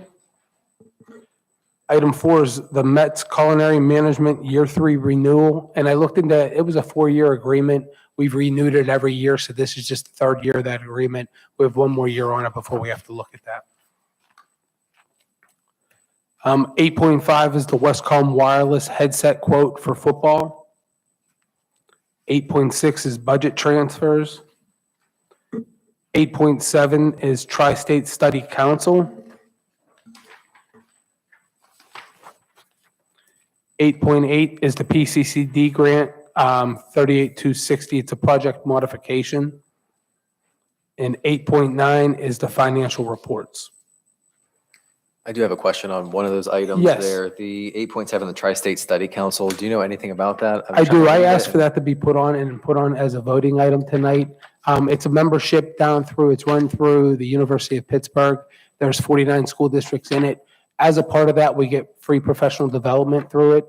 I know we were a member of it in the past. We ended our membership, and then non-members can go to the PD for $25 a day. But the other part of that is that we're allowed to use their resources for curriculum writing as well as for job postings on there. So we'd be able, any postings we have to be able to post them to their site. Thank you. And I believe there's some updates in the board packet that had some details for that. Okay, thank you. I have one more question for 8.1. This one might be directed towards Mrs. Ettinger. The E-rate agreement. Can you explain the E-rate agreement? Is that just saying that we're going with the same person, or are we going with someone new?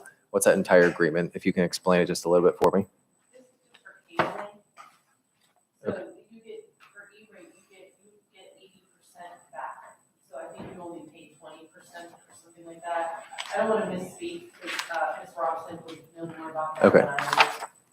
But this is just for a fee able to pay through E-rate. What's it for? Like, is there a specific project that they're being used for, or? Okay, I'll ask Ms. Robson. We can pull that up for next week on there. I have a question on back to the Tri-State Council. What was the cost to be a member? I'm sorry, I did leave that out. It's $600 a year. We're in the districts that are under 199 or 1,999 students. It goes up from there, but we are one of the smallest districts, so it'd be $600 a year. Well, that should be well worth it. I remember whenever we were members of it in the past when I talked. Yes, and there's another thing right now that's pretty neat that they just put out, and I'm hoping to get the membership signed up if it's approved, that they're doing a board grouping of it where some board members and myself could go down, and it's working. It looked pretty neat, but there's a $2,500 stipend to pay for it to work through that with the other school districts. So I don't know if we get a part of it or not. It was emailed out to me, but I thought it was another neat thing that they're offering down there. I also have another question for 8.5 wireless, the Westcom wireless headsets for football. I believe, I could be wrong, that we have them already. Are we purchasing them new because the other ones are broken? Are we purchasing them new because they just want new ones? Can someone explain that to me? I 'Cause believe I know that the- is a hefty price on there too. Yes, I believe they were starting to break. I want to say they're 4 or 5 years old, the headsets that were up there. So I know that Coach Walters turned that into Mr. Durancheck, and the price tag he had asked, and he would ask the board for agreement to be able to pay it over 3 years out of the athletic budget. So the football budget would pay for that divided over 3 years, so they didn't have to pay that big chunk up front. But we can't agree to that unless the board's willing to be able to break that down, but the company is willing to do that. Thank you. Item 9.1 is the gym mats, and if everybody remembers back, we had a teacher who did a competitive cheer. We bought, I believe there's 8 of them down there. They're big mats. They're just really in the way right now, and nobody's using them. So I know I asked Mr. Magic, our maintenance director, to reach out some local dance studios, any gyms, anybody who might need them first, to see if we can find someone who's willing to pay something for them. I believe they were about $900 a piece, so we got about $7,200 into them. I don't know what it'll look like when it goes out. I didn't get an update off him today, but before next meeting next week, I'll get an update if we have anybody interested in them as they go through. Going to use of facilities, 10.1 Leechburg Football Youth Mini Camp Football Field on 5/5/24 and 5/19/24. 10.2 is Armstrong County Marching Band Festival on the football field, 10/9/24 with a rain date of 10/10/24. Band camp on the football field, 7/18, 7/29 to 8/9/2024. Item 10.4, senior class graduation practice and ceremony on 5/28 and 5/29 of 2024. 10.5 is the junior class prom and auditorium grand march, 4/27/24. 10.6 is the junior class prom auditorium decorate stage for grand march, 4/26/24. Item 10.7 is the baseball team in the auditorium for a parent meeting and pictures On 3/6, this would be retroactive that it happened last week. Item 10.8 is pre-K graduation in an auditorium on 5/16, 5/23, and 5/30. Item 10.9 is National Honor Society induction ceremony in the auditorium on April 4th, 2024. 10.10 is the PA State Police active shooter training on 5/3/24. Item 10.11 is kindergarten screenings, elementary second floor on 4/2/24.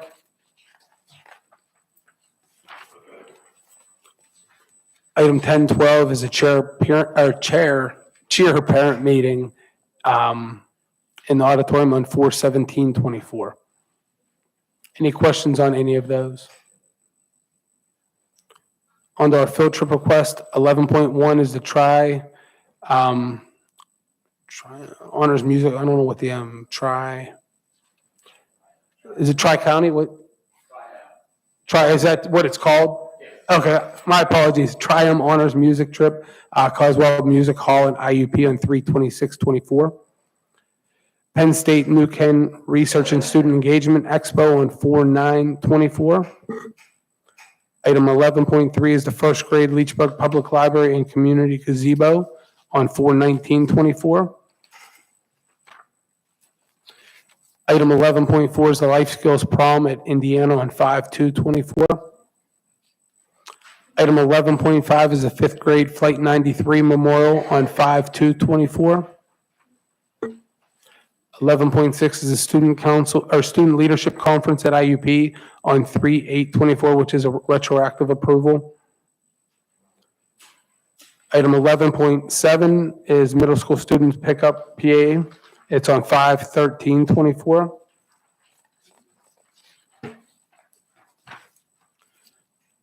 Item 11.8 is the Physics Olympics at IUP on 4/15/24. And 11.9, Creek Connection Student Synopsis at Camp Conakry on 4/12/24. 11.10 is the Math 24 competition at Elderton High School on 4/9/24. Any questions on any of the field trips? On 11.9, who's doing that? The Creek Connect. That's just as far as the view color. Okay, thank you. And where is Camp Conakry? Zealand. Yeah, it's down in Zealand, or up in Zealand, Opal. Okay, all right. I just couldn't remember seeing that. All right, thank you. Yeah, I don't know if they've done that in a while, have they? Did they go last year? No, they haven't done it. It was virtual for a while. That's right. That's what I thought. Kind of stuff. This is like the first time in person. Good. Any other questions? On to the fundraising request, the Leechburg Football Mini Camp on 5/5/24 and 5/19/24. 12.2 is National Honor Society Change Wars in April 2024. 12.3 is LHS Course King Crunch Popcorn Pretzels 4/3 to 4/17/24. Item 12.4 is Junior Senior High Student Council Kings of the Court Volleyball Match 3/28 to 5/10/24. Any questions on any of that?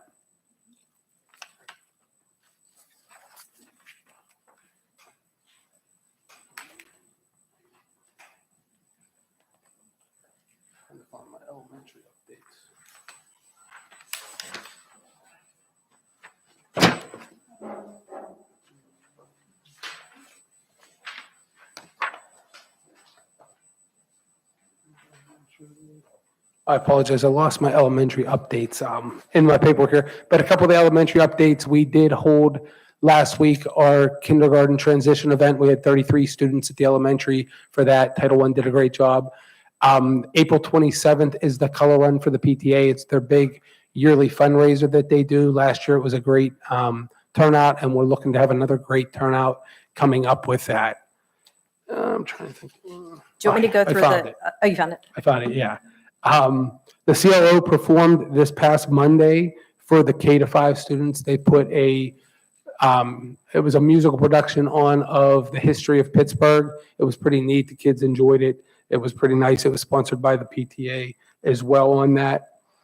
Also tomorrow night for the elementary, there is a skating night for the kids at Valerina up in North Apollo.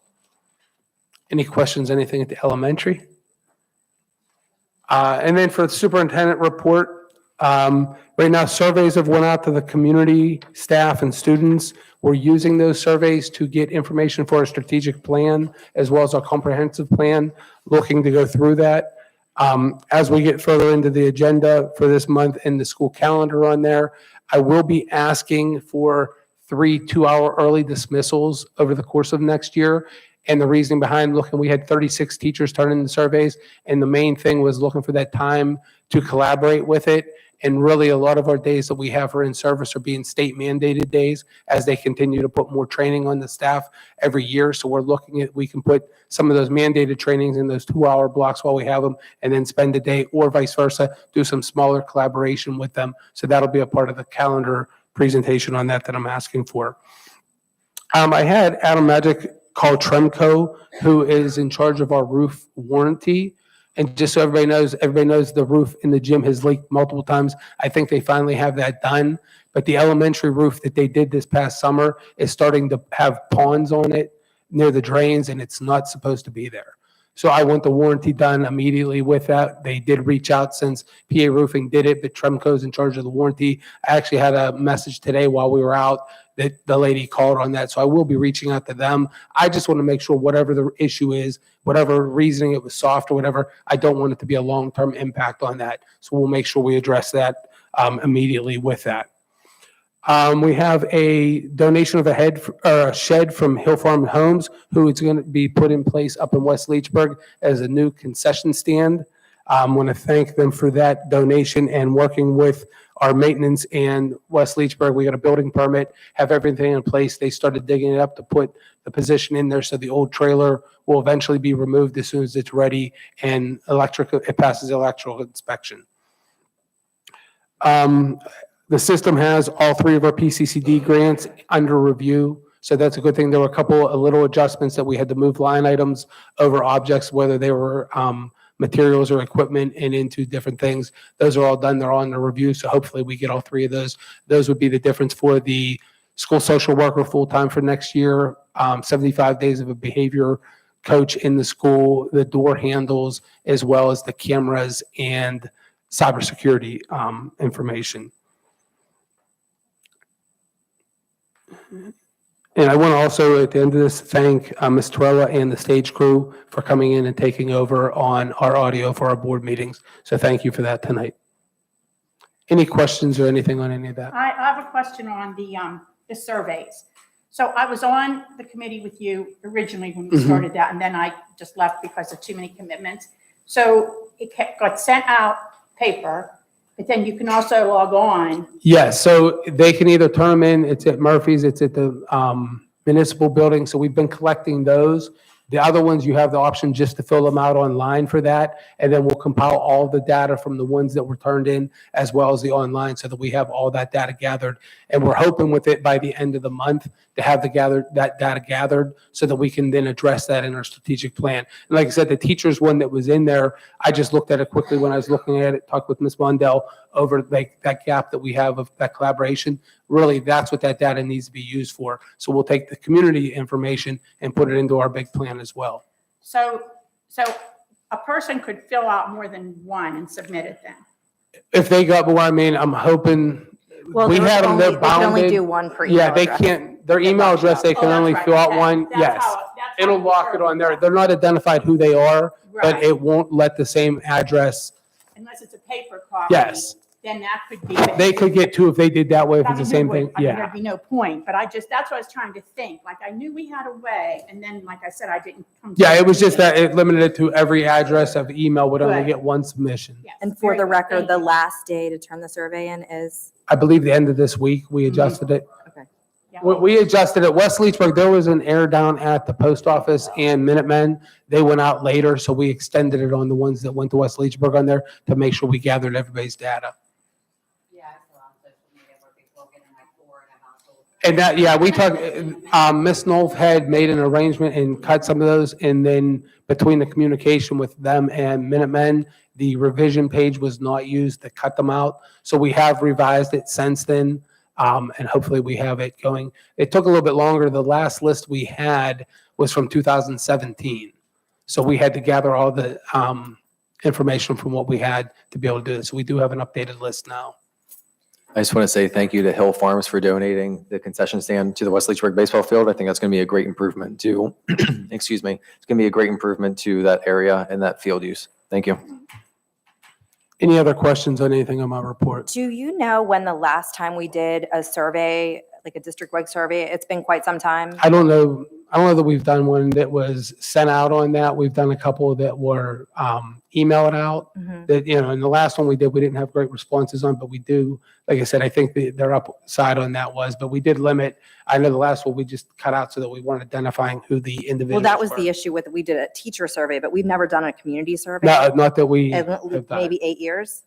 Not that I can recall. I can look And at we've it done and see. 2 strategic planning cycles and never surveyed our community. Yeah, I'm not sure we did we did the comp plan. Oh, same thing. We've Yes. done 2 comprehensive 4-year planning cycles and never surveyed our residents. That is So correct. this is a big step. And I just urge everybody here to please be honest, please fill out the survey. And we could use this information. It'll give us a better understanding of people's perspectives from the different municipalities too, even though it's not identifiable. It gives us your perspective and we can analyze that. Anything else? Thank you.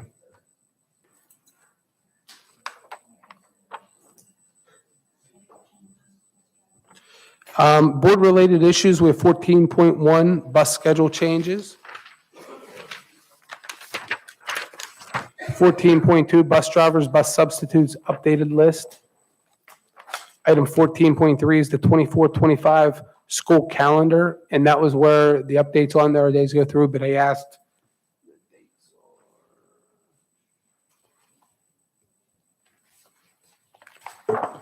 The days would be October 31st for a 2-hour early dismissal, so the days the kids could go trick or treating.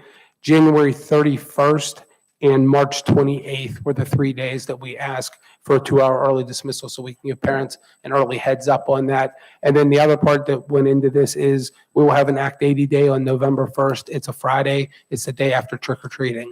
So we'll have a long weekend on there for the children. Is that a draft of the calendar or just the dates that you added for the? The dates are added on there. It Okay. should be uploaded correctly. It's not in my packet. Do you know what the first and last days of school are? 'Cause I know that- The first day of school, teacher in service, is August 19th. First day for students is August 21st. Where did you make that, I didn't change the first day. That was the one that that originally? Dr. Nix had started months ago on it. Do you want to talk about I that? think we should go after Labor Day. But here's the other thing. I'm open to talking. Did they come to that decision about that hours versus the days? I just had an update on that today. We're good either way because we had enough hours over that it won't matter. It's a wash either way. With the Act 80 days, we'll still have 180 days, but we also have the hours on that part. So I will submit them to the state as Act 80 days as well, but we have the hours and we have the hours for the 2-hour early dismissals as well. So how terrible would it be to start later? That's so early. Yeah, all it does is it would extend a year into June, which They're June's done. weather is usually not real May nice. 29th. I mean, that's crazy.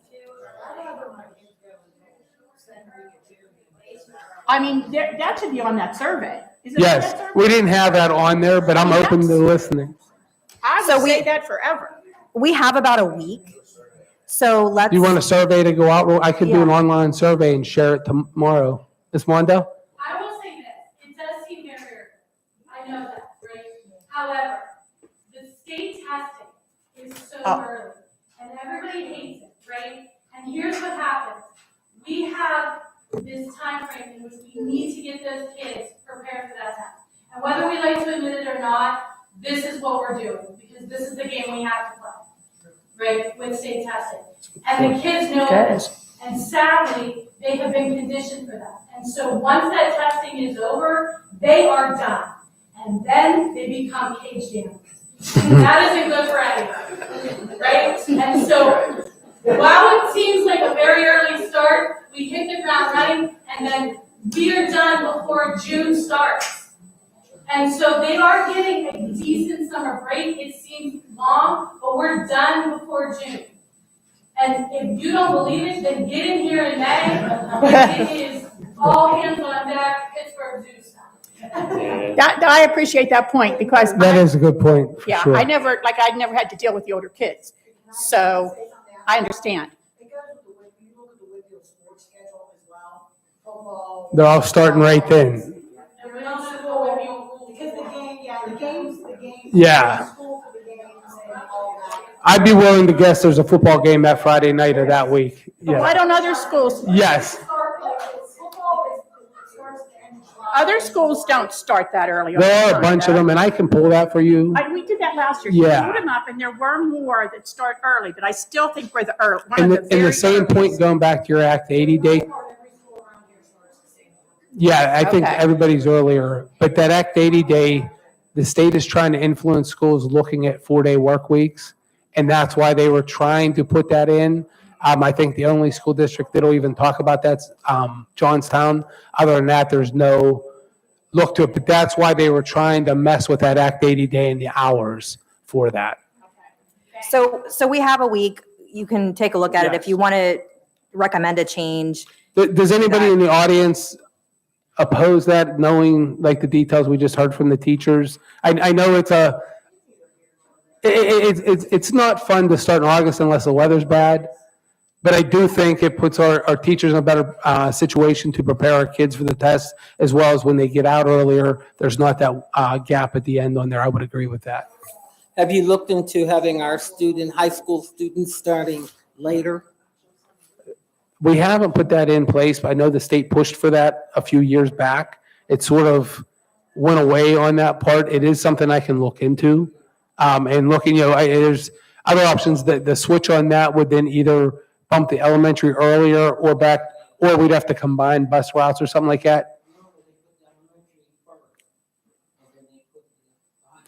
And then the other part that's a challenge on that would go back to athletics again, because if they're here for a longer day, the athletics wouldn't start till later. You lose your softball, baseball players if you get out early during the playoffs because as soon as you're out of school, they're not even into this. Happens to us every year. If you're in the playoffs, as soon as school quit, we were in state playoffs, those are overtime. So you lose your softball, Not to baseball. mention, there'd be always one year, the girls would have to pick, if they would have to pick either graduate with their class or a playoff game, and they had made it this one game. That happened several years. Yeah, like they would have to pick the senior players whether going to the playoff game or attending the graduation. Well, I appreciate hearing those points too. I mean, it made no difference to me personally at all. I just always believed that was early. But now that I hear these good reasons, You go Yeah. at the beginning, you go with you at the end, like there's no answer that's gonna make everything. right. All good input. We'll have a recommendation for the board by Yeah. Friday, and then we can vote on it on Wednesday. Yeah, we'll put something together. Any other, item 14.4 is the second reading of policy 254, which is educational opportunities for military children. Item 15.1, resignation of employee 788. Not the next, is that action? This is an action, so Oh, we I'll need back a it up. motion to Sorry, accept I'm glad the you saw it. I didn't read the it. resignation of employee 788 effective June 30th, 2024 as submitted. Motion. Second. Any discussion? All in favor? Aye. Opposed? Motion carries. We need a motion to approve the MOU between the Leechburg Area School District and the Leechburg Education Association regarding the secondary ELA teaching position as submitted. So moved. Discussion. All in favor?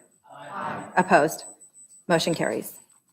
A motion is needed to approve the membership with Tri-State Study Council for the remainder of the 23-24 school year as submitted. Motion. Discussion. Do you have a question? If we're starting it halfway through the year, are we going to pay the full amount? Are we paying a reducted amount? I will find that out when I call tomorrow morning. If it's we'll get it a full year, or it'll be at a reduced rate and we'll repay July 1st. But I'll get that answer to everybody. Thank you. We're not going to pay for a full year and it end June 30th. I can assure you that. All in favor? Opposed? Motion carries. A motion is needed to approve the E-rate agreement with Computech Technical Solutions Incorporated as submitted. So moved. Discussion. All in favor? Opposed? Motion carries. A motion is needed to approve the PCCD grant number 38260 project modification as submitted. So moved. Discussion. All in favor? Opposed? Motion carries.